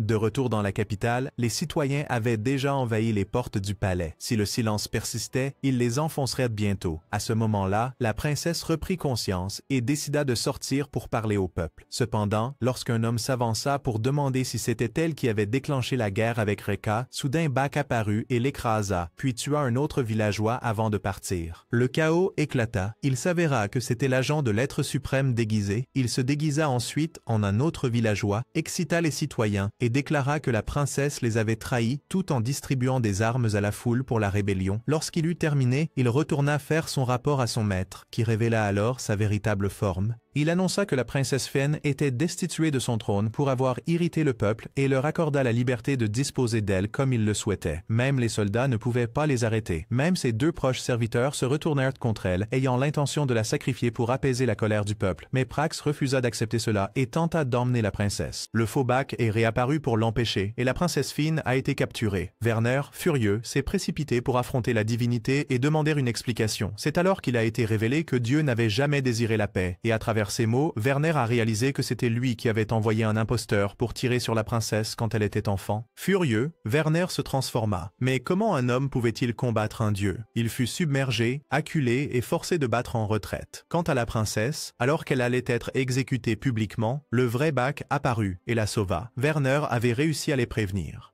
Chubei avait mis toute sa force à réparer le navire juste à temps pour atteindre la Seine. Ils ont rapidement emporté la princesse malgré ses protestations. Prax est resté pour combattre le serviteur de la divinité, tandis que Werner a utilisé ses dernières forces pour protéger les villageois de l'assaut des citoyens frénétiques de Ludo. Il a été poignardé de nombreuses fois sans une plainte. Bak s'est précipité pour aider, mais c'était trop tard. Werner était grièvement blessé avec seulement quelques souffles restants. Il s'excusa auprès de la princesse et supplia tout le monde de vivre à sa place. Avant que le chagrin ne s'installe, Paet est arrivé avec des troupes, exigeant que le groupe de Bak remette la princesse, disant que les étrangers ne devraient pas se mêler des affaires d'une autre nation. En entendant cela, Atlé déclara fermement qu'elle fondait sa propre nation. Le navire Grande-Gare serait son territoire. Elle se proclama l'Union de Grande-Gare, un pays indépendant, et puisque la princesse était en asile chez eux, ils la protégeraient. Après avoir fait cette déclaration, ils sont partis. Pendant les 2 mois suivants, tout le monde et les villageois ont vécu à bord du Grande-Gare. De l'agriculture à l'élevage, le navire répondait à tous leurs besoins. Un jour de lessive, ils se sont tous réunis pour discuter de qui gouvernerait la nouvelle nation. Tout le monde a nommé Atli car elle avait gagné la confiance de beaucoup. Peu de temps après, ils ont reçu des lettres de traité de Reka et Luto reconnaissant Grande-Gare comme un pays indépendant. Atlé a reçu une tenue spéciale, digne d'un souverain. Le jour de la signature du traité, Bak et Xuebi sont partis brièvement pour une course. Peu après, de nombreux seigneurs et dirigeants de petites nations sont venus à Grande-Gare pour assister à la cérémonie de signature, y compris le groupe des hommes séduisants. À ce moment-là, Paet est arrivé pour railler que la princesse Fen avait perdu son trône. Pourtant, elle l'a accueilli avec un sourire. Avant qu'il ne puisse se vanter davantage, l'armée de Luto a annoncé qu'elle avait abandonné la nation de Luto pour suivre Prax, car au final, il souhaitait seulement servir la princesse. Non loin de là, une silhouette mystérieuse observait tout. Pendant ce temps, dans la République de Reka, les gens s'entraînaient à abattre les Brites avec la seule force humaine. Mais à part l'empereur, personne n'avait encore réussi.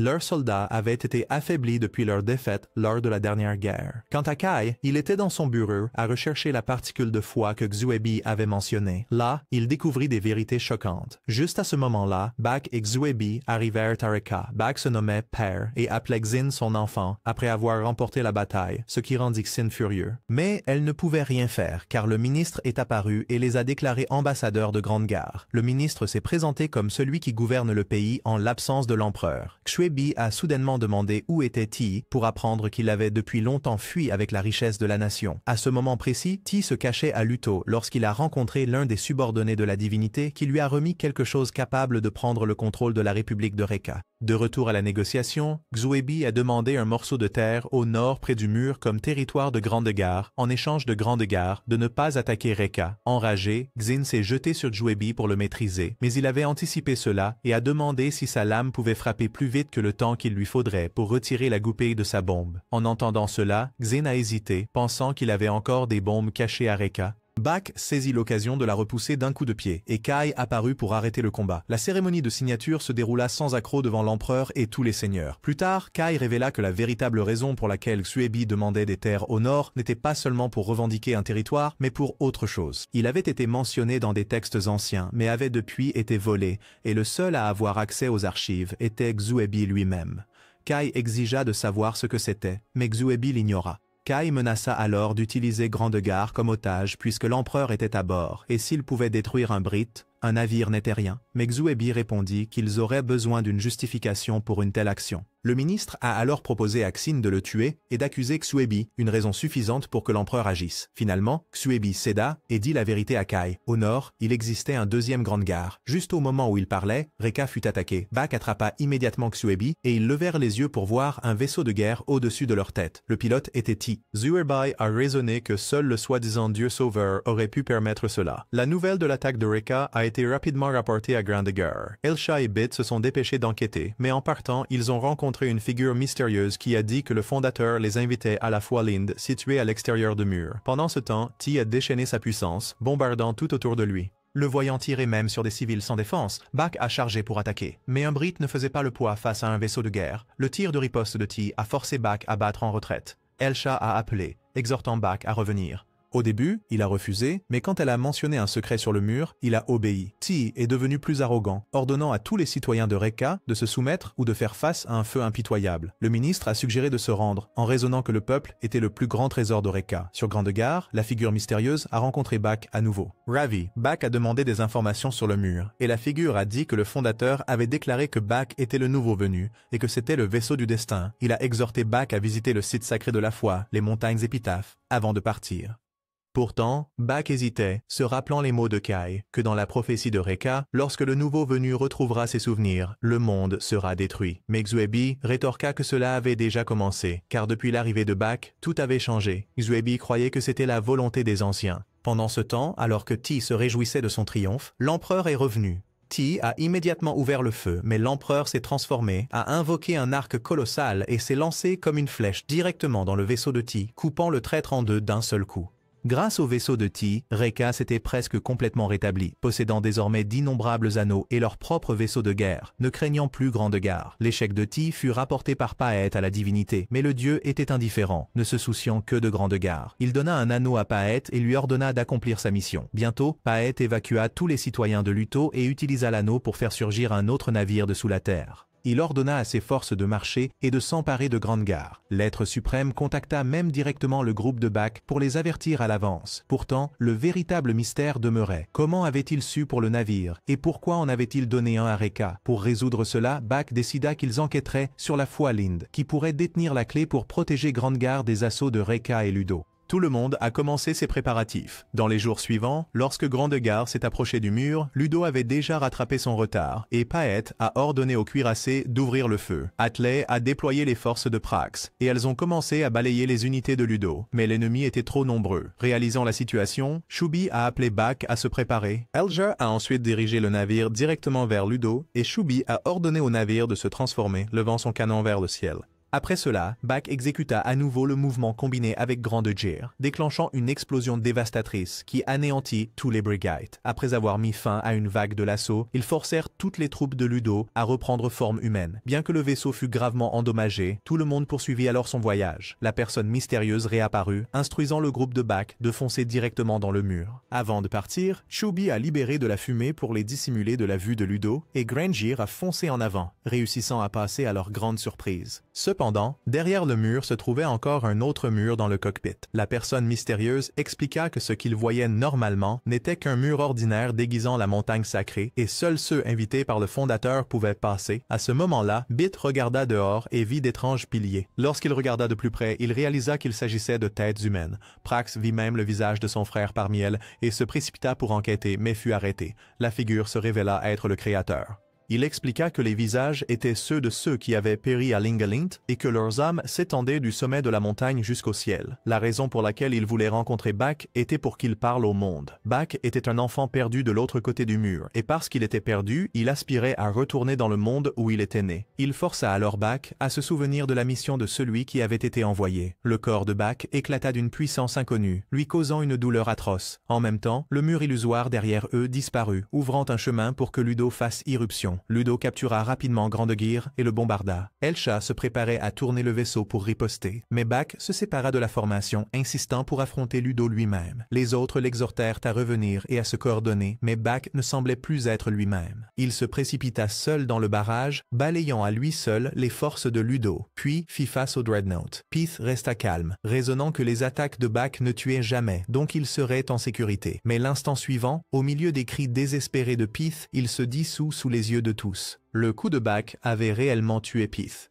Horrifié, Bach paniqua et s'excusa, réalisant que c'était la première fois qu'il prenait une vie. Puis, en lui, un système annonça que la connexion était complète et initia le processus de purification. Immédiatement, Bach et le Dreadnought anéantirent ensemble d'innombrables soldats, tandis que de plus en plus de visages apparaissaient sur les piliers. Bach cria, suppliant que cela s'arrête. Alors que le pouvoir en lui devenait incontrôlable, tout le monde se regroupa à Grande Guerre pour discuter. La prophétie de Rekka selon laquelle le nouveau venu, en atteignant la conscience de soi, détruirait le monde s'était réalisée. À ce moment-là, le serviteur de l'élu, Dissonanza, apparut avec Rudolf. Rudolf avoua qu'il connaissait depuis longtemps la prophétie et avait reçu un décret divin du ciel. Il a révélé que le nom Bach-Arrow était en fait l'être envoyé par Dieu pour mettre fin au monde. Lingilint n'était qu'un fruit sur un arbre planté par Dieu, et lorsque le fruit devenait trop gros, il devait être récolté. Arrow avait été envoyé pour le récolter, mais à son arrivée, il a perdu des parties de sa mémoire et de son pouvoir. Maintenant, Dieu ordonna à Rudolf de corriger l'erreur et d'éveiller la véritable forme d'Arrow. Rudolf se lança alors dans un hymne frénétique, exaltant la calamité. Au milieu de ses chants délirants, Bach continua de se déchaîner, massacrant tout Ludo sans pitié. Prax réalisa qu'il avait orchestré tout cela depuis le tout début. Il admit avoir laissé Rekka et Ludo acquérir des cuirassés afin d'attirer Arrow à la montagne Épitaphe, l'endroit le plus proche de Dieu pour déclencher sa véritable nature.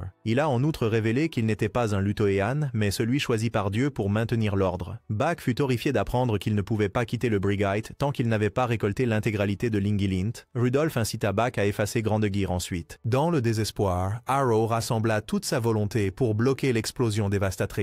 Il appela immédiatement ses camarades, les suppliant de détruire le Dreadnought, car il amplifiait son pouvoir et il ne voulait plus tuer de gens. Elsha croyait qu'Arrow pouvait encore se contrôler, mais Arrow avoua qu'il était à sa limite absolue et qu'il pouvait s'effondrer à tout moment. Tout l'équipage se tourna vers Chubby. Chubby résolut de tirer sur la proue de Maestrog pour séparer Bach du système d'amplification et ensuite abattre le navire. Il ordonna à Arrow de fuir vers un endroit sans personne et promit de retenir Rudolf pour trouver un moyen de le sauver. La princesse Finn voulait sortir, mais Chubby lui dit de laisser Prax, qui avait été formé pour le combat aérien, prendre le rôle. Ils ont ensuite tiré des canons sur Bach, tandis que Dissonanza utilisait le Phantasmon pour causer des perturbations. Mais Atli a lié ses jambes, donnant à Prax l'ouverture pour déclencher Noble Hurricane et repousser Dissonanza. Toute l'équipe serra les dents et resta concentrée sur le véritable objectif, libérer Arrow au lieu de poursuivre l'appât de l'ennemi. Beat a déployé toutes les armes disponibles et a réussi à détruire le Dreadnought de Ludo, permettant à Bach de se libérer et de s'envoler. Chubby ordonna alors à Elsha de retourner vers la montagne Épitaphe parce que Rudolf venait de révéler imprudemment que c'était l'endroit le plus proche de Dieu. Cela signifiait que s'il y avait un endroit où Dieu pouvait être exposé, c'était là. Cependant, Rudolf avait anticipé le plan de Chubby et érigé un mur bloquant leur chemin. Les attaques normales ne pouvaient pas percer. Tandis que Chubby se creusait la tête pour trouver une solution, Beat sortit un fragment des restes de Rakugo qu'il avait secrètement gardé. Chubby l'examina et réalisa que c'était la clé pour renverser leur situation. Chubby commença à étudier Rakugo pendant qu'il restait piégé, alors que Bach, bien qu'ayant échappé et étant retourné à l'intérieur du mur, se retrouva incapable de retirer l'anneau. Peu après, les communications de Granger furent coupées, probablement parce que Rudolf avait créé un autre mur temporaire, tout comme lorsqu'il avait bloqué Ludo auparavant. Shu en déduisit que si Rudolf était occupé à bloquer une route, cela signifiait qu'une autre sortie devait exister. Elsha et Atley se demandaient s'il était même possible de résister à Dieu, mais Beat les rassura calmement, en leur disant que Shu était toujours enterré dans son laboratoire comme toujours, et qu'il trouverait un moyen. Shu lui-même a admis qu'il jouait son intellect contre la volonté de Dieu. Il a convoqué la princesse Finn pour une réunion privée. Pendant ce temps, Rudolf apparut soudainement devant l'empereur Zetsu et Rekka, se moquant d'un ancien incident où des personnes vivantes avaient été cachées dans des tonneaux avec de l'alcool comme une plaisanterie sauvage, puis proclama que Dieu avait décidé d'anéantir le monde parce que la croissance de Zetsu avait dépassé les limites divines. Le pouvoir et l'autorité croissant de l'empereur menaçaient l'ordre imposé par Dieu. Zetsu rugit de rire, condamnant l'arrogance de Dieu et déclarant qu'il tuerait à la fois Arrow et Rudolf, et même abattrait Dieu lui-même. Il ordonna le lancement du cuirassé modifié pour un seul pilote. Le premier ministre Kaio se porta volontaire pour prendre les commandes, déclarant que l'empereur était l'âme même de Rekka et que s'il perdait, tout disparaîtrait. Il nomma le vaisseau d'Erka et le mit en vol. Sur Granger, lorsque Atli a essayé de discuter de leurs prochaines actions, le doyen du village a parlé au nom du peuple, disant qu'ils avaient décidé de suivre les jeunes jusqu'au bout, car Edger n'avait de toute façon plus d'avenir. Elsha a accepté leur confiance, devenant plus déterminé. Pendant ce temps, Buck continuait sa lutte intérieure, essayant de mettre fin à sa propre vie pour arrêter la catastrophe. Mais l'anneau ne le permettait pas. À ce moment-là, Rudolf a soudainement soulevé le mur temporaire, et Granger a immédiatement avancé, Prax déployé. Elsha poussa le vaisseau à pleine vitesse et la princesse Finn supplia qu'il devait trouver Arrow avant que Zetsu ou Rudolph ne puissent agir. N'ayant rien d'autre à faire, Beat est allé se plaindre à Juebi seulement pour se faire dire d'attendre parce que Xu était sur le point de terminer une arme secrète. Ailleurs, Buck trébucha dans des pièges aériens et en combattant, il vit une faille Rakuo s'ouvrir. Il glissa à l'intérieur et émergea dans un autre espace. Mais avant qu'il ne puisse comprendre ce qui se passait, Rudolph le ramena. Rudolph ricana qu'il devrait retourner auprès des imbéciles qui attendaient encore et le jeta près du vaisseau de l'empereur. Alors que Zetsu se préparait à frapper, Prax apparut. Appelant audacieusement au dialogue, elle déclara que Granger prendrait la responsabilité de gérer Arrow et demanda à Rekka de ne pas interférer. Pour la première fois, Zetsu et Xue échangèrent calmement des mots au milieu du champ de bataille. L'empereur loua la coordination de la puissance de feu de Xue lors de la bataille précédente, mais avertit que Xue avait mal choisi en pariant sur Arrow, désormais réduit au chien de Rudolph. Xue rétorqua que c'était précisément la force de Zetsu qui avait renforcé sa foi dans le pouvoir de l'humanité. L'empereur cherchait à combattre Dieu par la force brute, tandis que Xue utiliserait l'intellect pour sauver le monde. Mais d'abord, Arrow doit être sauvé. En entendant la défiance de Xuebi, Zetsu concéda le passage, mais avertit que s'il réussissait à vaincre Arrow, il déchaînerait alors toute sa puissance pour les écraser tous. Ce sourit et accepta. Granger exécuta immédiatement leur plan. Beat tira un coup inoffensif pour attirer l'attention de Buck, puis céda la scène à la star, Princess Finn. Hans et Fritz ont concentré leur puissance d'attaque sur la princesse, après quoi Granero s'est combiné avec Love Salute pour tirer. Pourtant, le rayon de guérison de Finn a été neutralisé en plein vol par le flux de désassemblage de particules de foi de Buck. Mais le véritable objectif de Xu était de réduire la distance. Finn se transforma alors en sa sombre personnalité et plongea dans la portée létale, ayant accepté le risque de disparaître si elle se surexposait. Finroar, à l'intérieur de la princesse, accepta de coopérer car elle aussi détestait Rudolph, et grâce à sa capacité à absorber et reconstruire les particules de foi, Love Salute neutralisa une partie du courant destructeur. Finn tendit la main en arrière et arracha l'anneau Brihate d'Arrow. À cet instant même, la sombre persona de la princesse s'estompa, les deux se disant adieu pour la dernière fois.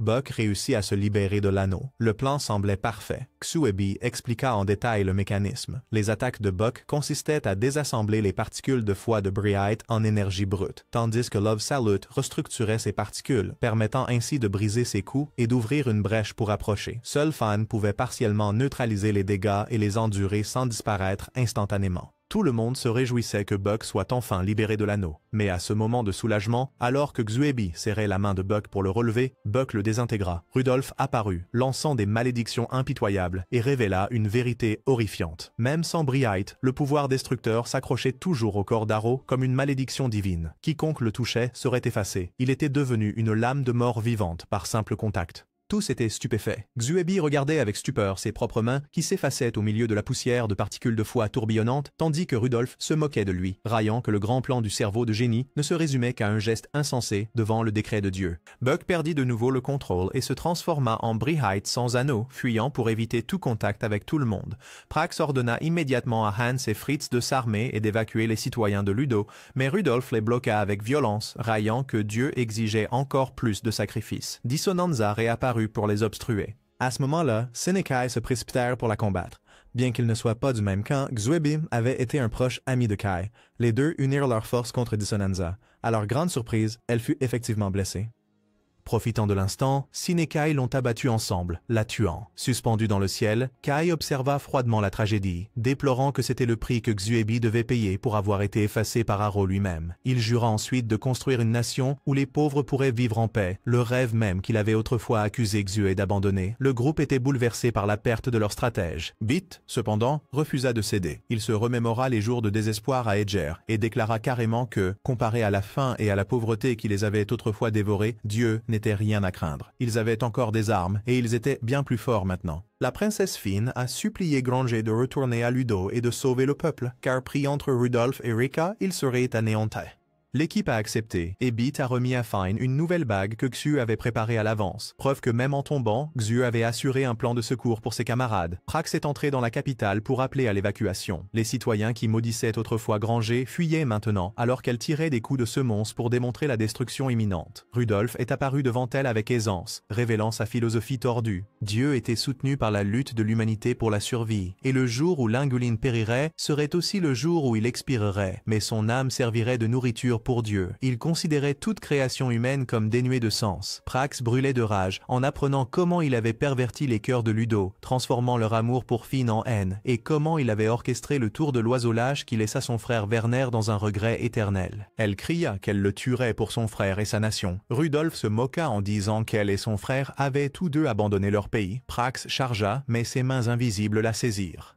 Juste au moment où il était sur le point de l'écraser, Bak est apparu pour la sauver. Il a exigé que Rudolf rende tout le monde et le rétablisse à la normale, sinon il serait effacé. Rudolf le provoqua délibérément, invitant Aero à l'éliminer. Mais une loi gouvernante le protégeait, le rendant inaccessible à l'émissaire envoyé par Dieu. Le pouvoir de Bak ne pouvait toucher Rudolf en raison de la volonté de Dieu. Furieux, il ne pouvait rien faire. À ce moment-là, les hôtes sont enfin entrés.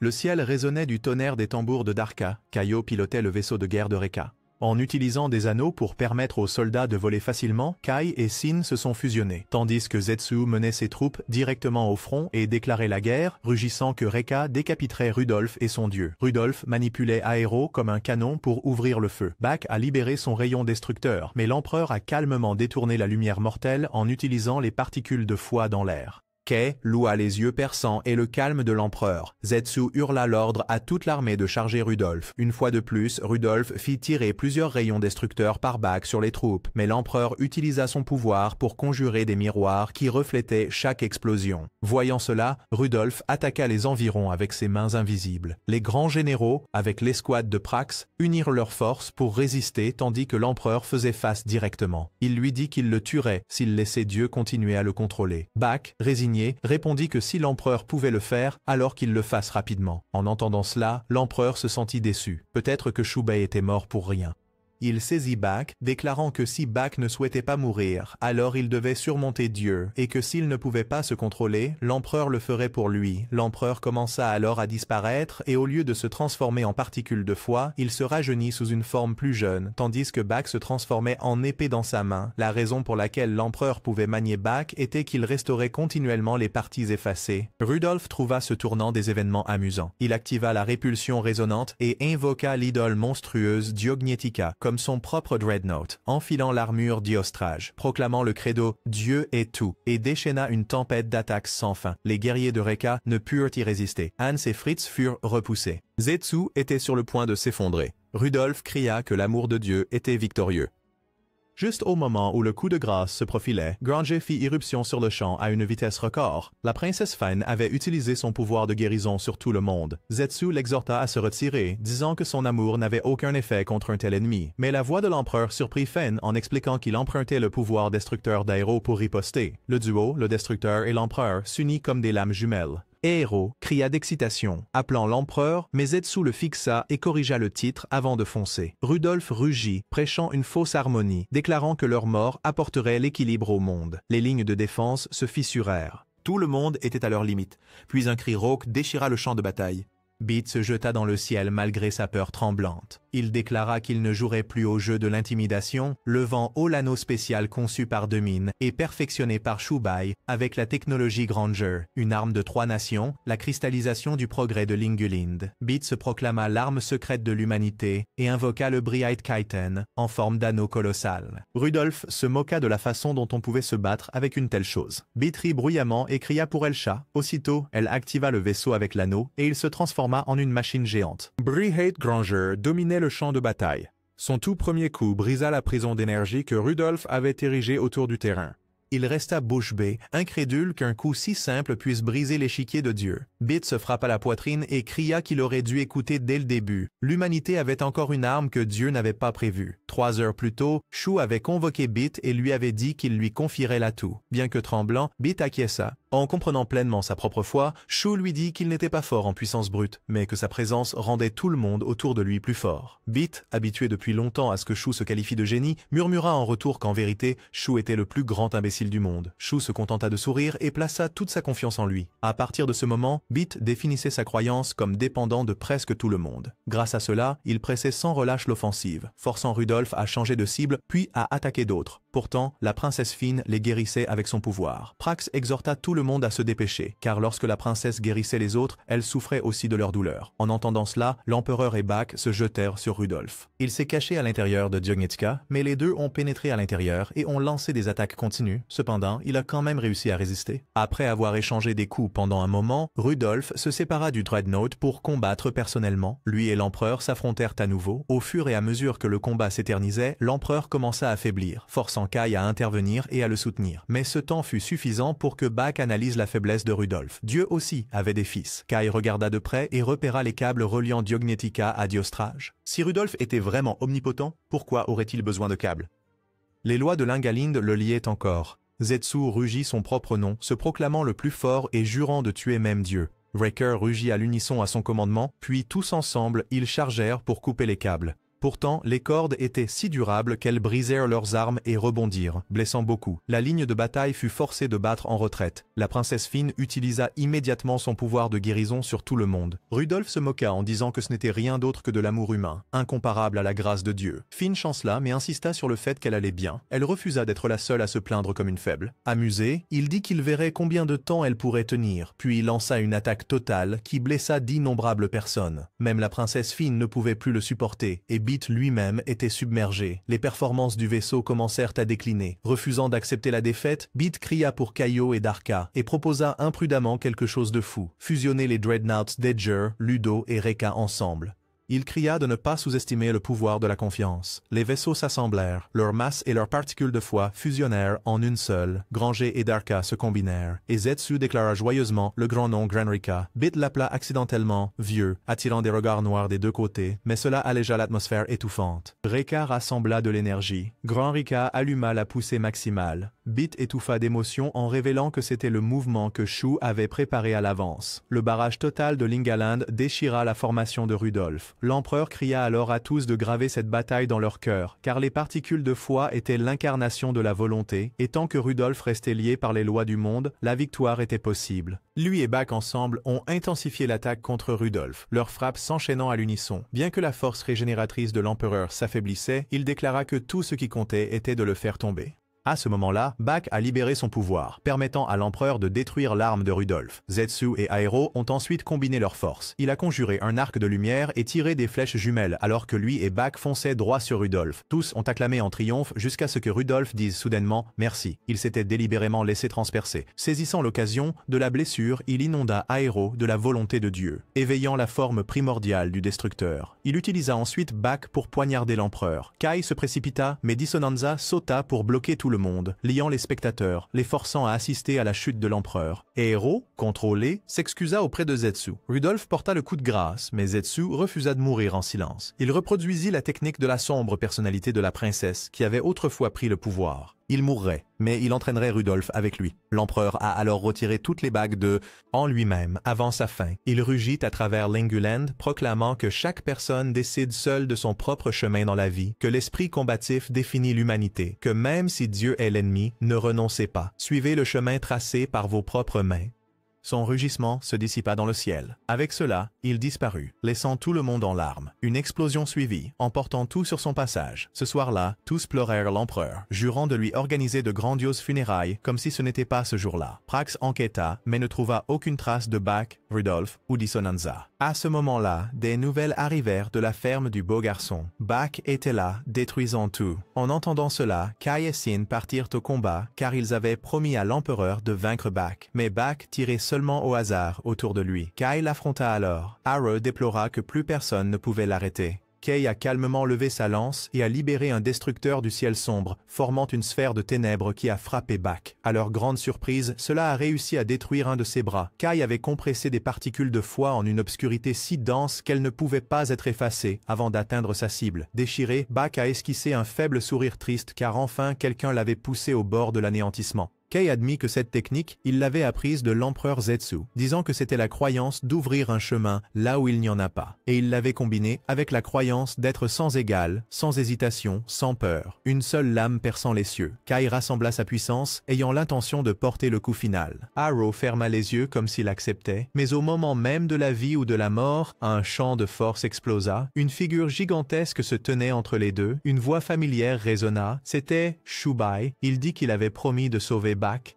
Tout le champ de bataille s'est figé car il ne comprenait pas pourquoi Shu était devenu si gigantesque. Shu est apparu juste à temps et a donné une bague à Bak. Après cela, il a pu toucher Bak. Il a confirmé qu'il avait corrigé les données d'Arrow et effacé sa capacité destructrice. Grâce à cela, Arrow a pu libérer Briate et revenir à la normale. Cependant, Kai doutait de l'énorme figure devant ses yeux, mais Elsha et les camarades ont confirmé que c'était bien Shu. Shu a expliqué que son vrai corps dormait à l'intérieur de Granger, tandis que cette forme géante n'était que son Briate. Auparavant, il avait confié à Beat la garde de son corps pendant 3 jours comme un pari prédit. Si le temps est dépassé, alors retirez le Warper pour que sa conscience puisse revenir. La conviction de Shu était « je pense, donc je suis ». Ainsi, son Briate portait la conscience au lieu de se transformer en arme. Shu a élaboré le plan d'utiliser le propre pouvoir d'Arrow pour sauver le monde, parce que les rayons de Bak transformaient les êtres vivants en particules de croyance et les offraient aux dieux. Si le pouvoir de Finn ne pouvait pas l'annuler, alors Shu était prêt à laisser Arrow effacer son Briate pour que sa conscience puisse suivre le flux de croyance dans le royaume du dieu. En effet, il avait fusionné sa conscience avec la croyance pour passer inaperçu sous le système de capteurs de Linguland. Cependant, le combat entre Arrow et Kai avait activé les capteurs, le faisant revenir prématurément, et parce que quelqu'un pensait trop fortement à lui, lorsqu'il est réapparu, il est devenu gigantesque.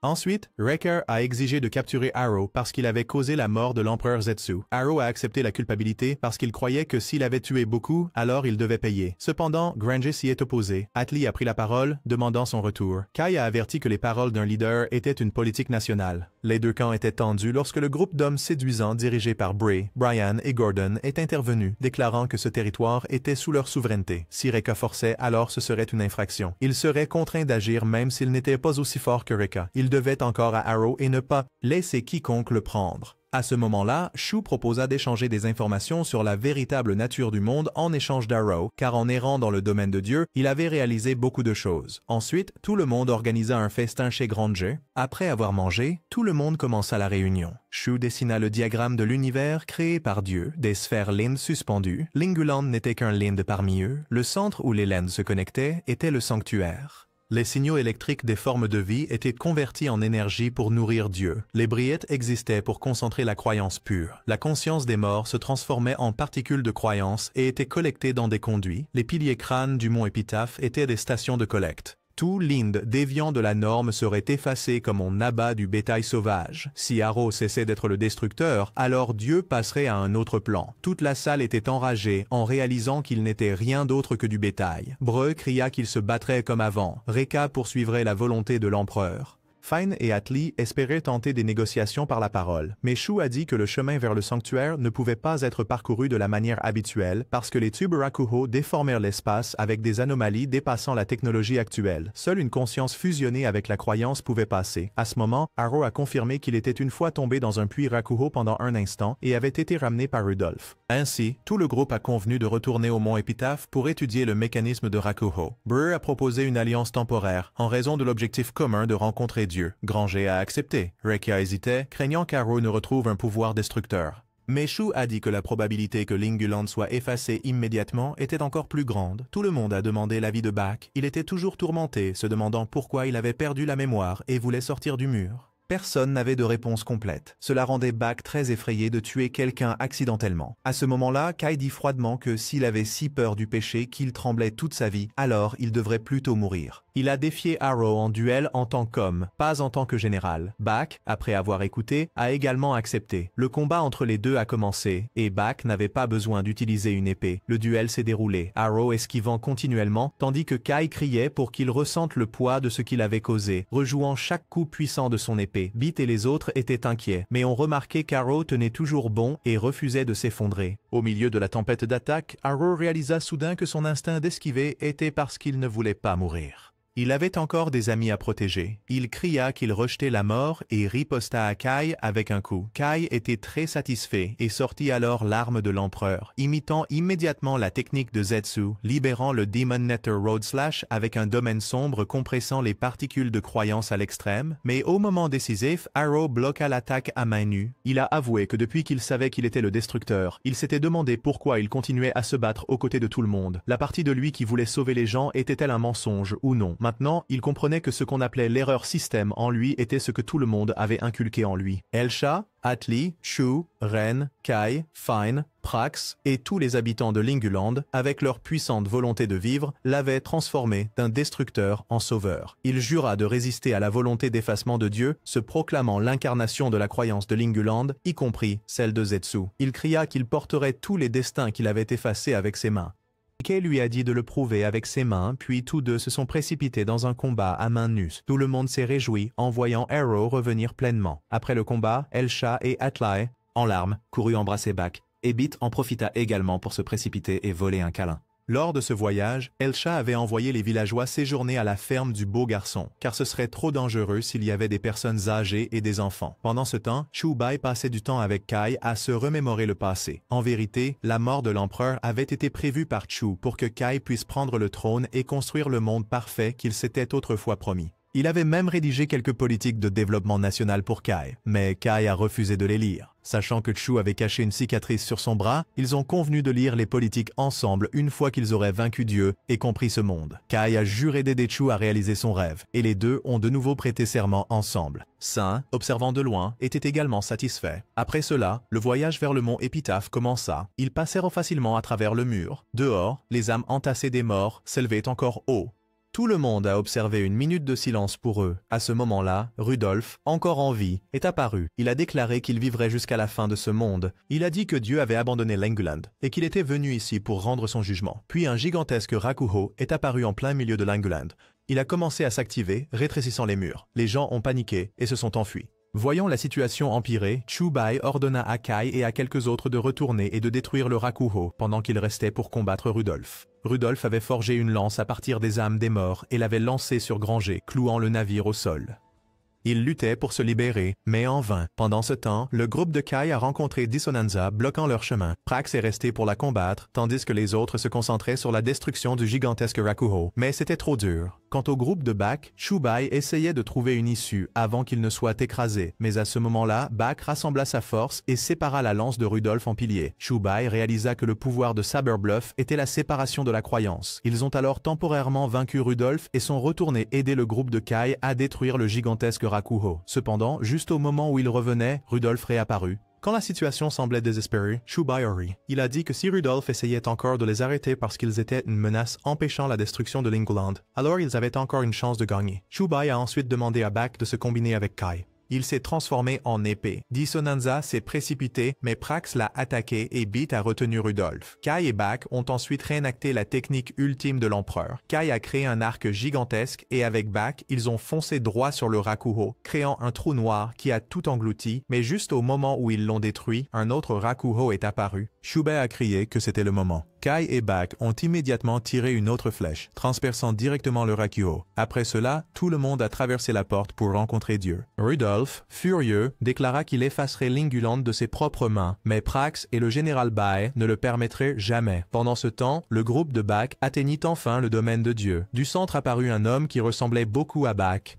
Il a dit qu'il ne devait pas venir ici et s'est transformé pour les renvoyer tous. Bak a ouvert le combat en créant 100 clones pour attaquer. Kai s'est également précipité pour soutenir. Mais soudain, un autre Kai est apparu pour bloquer son coup et ensuite, à leur tour, des clones de chaque personne sont apparus pour attaquer même Granger lui-même. La situation empirait. Appuyé contre le côté de Bak, Chu Bai essayait de trouver une solution quand Atli s'est précipité pour parler avec cet homme. Elle a demandé pourquoi ils devaient endurer la destruction. Au moins, on devrait leur dire la vérité. Une voix résonna, qualifiant les humains de forme de vie maligne, mais admit qu'il était temps de révéler à tous l'origine du monde. Immédiatement, une image fut projetée, une flotte de vaisseaux spatiaux transportant les ancêtres de Dieu voyageant à travers l'univers au-delà du mur. En cours de route, une épidémie éclata soudainement, ne laissant qu'un nouveau-né en vie. Pour protéger l'enfant, ils créèrent le système Lin, et parce que la chance de survie était si mince, les Lin furent contraints de rester dans un état de non-croissance, mais cela consommait une énorme quantité de croyances. Ainsi, le cycle de la croyance est né. Nous sommes des maillons de ce cycle. Arrow a été envoyé parce que l'instinct de survie de Linguland avait dépassé son seuil, provoquant la déstabilisation du système. Ce pouvoir avait germé de Zetsu et s'était répandu partout. Il devait donc être purgé avant qu'il ne soit trop tard.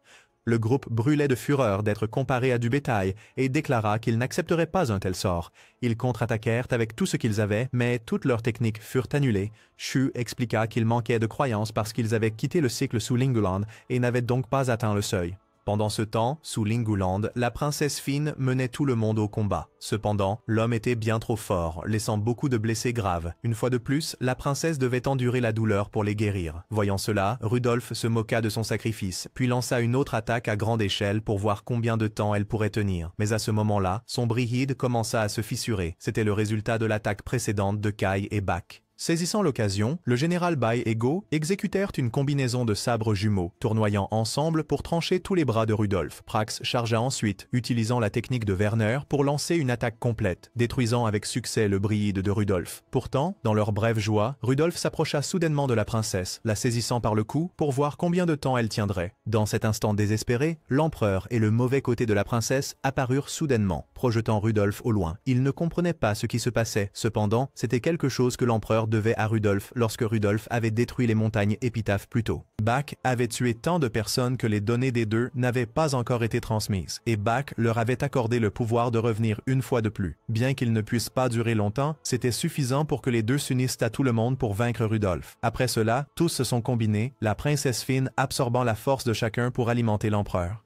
Il créa un arc énorme, puis se lança lui-même et le côté maléfique de la princesse comme flèche, emportant Rudolf et Dissonanza à travers le mur vers Bak. Warner et les autres apparurent également pour prêter main forte. Lorsque la flèche atteignit sa destination, tous disparurent, mais cette croyance suffisait pour que tout le monde se batte à nouveau. Beat se releva à nouveau, combinant tout en une forme ultime, mais Dieu créa 7 copies de cette forme ultime pour riposter. Pourtant, ils n'abandonnèrent pas, tous luttant ensemble au milieu du combat. Le système répondit que la fondation du monde était d'attendre le retour de l'enfant. Toute la machine de la vie existait uniquement pour attendre et n'était pas conçue pour changer. Même Rudolf et Dissonanza étaient liés par leur propre mur, mais alors Arrow déclara qu'il briserait aussi ce mur et ramènerait personnellement le bébé dans son monde légitime afin que Linguland puisse trouver la paix. Trouvant l'idée valable, tout le monde accepta de suivre ensuite. Ils combinèrent toutes leurs forces pour amasser des particules de croyance, même Granger se transformant en un phénix flamboyant. Il s'éleva dans le ciel, tranchant à travers tous les clones, ne laissant que cet homme. Juste au moment où il se préparait à frapper, il disparut soudainement. Une voix retentit, déclarant qu'il n'était qu'une unité de gestion obsolète dont on n'avait plus besoin. Puis, tous furent transportés vers une porte massive. Ils furent aspirés à l'intérieur où s'étendait devant leurs yeux un espace infini comme l'image qu'ils avaient déjà vue, et apparut un gigantesque enfant lumineux en sommeil profond. Shu confirma que l'enfant dormait depuis plus de 2000 ans, qu'il soit un prince ou simplement le seul survivant. Ils débattirent alors de ce qu'il fallait faire de l'enfant. Un mois plus tard, le groupe de Bak décida de ramener l'enfant dans sa patrie, tandis que le groupe de Kai resta pour restaurer Linguland. Une fois toutes les préparations terminées, tout le monde fit ses adieux. Kai rappela à Shubai leur promesse. Après cela, ils partirent tous ensemble, se lançant dans un nouveau voyage. Leur prochaine destination? Terre. Ainsi, l'anime se termine. Adieu.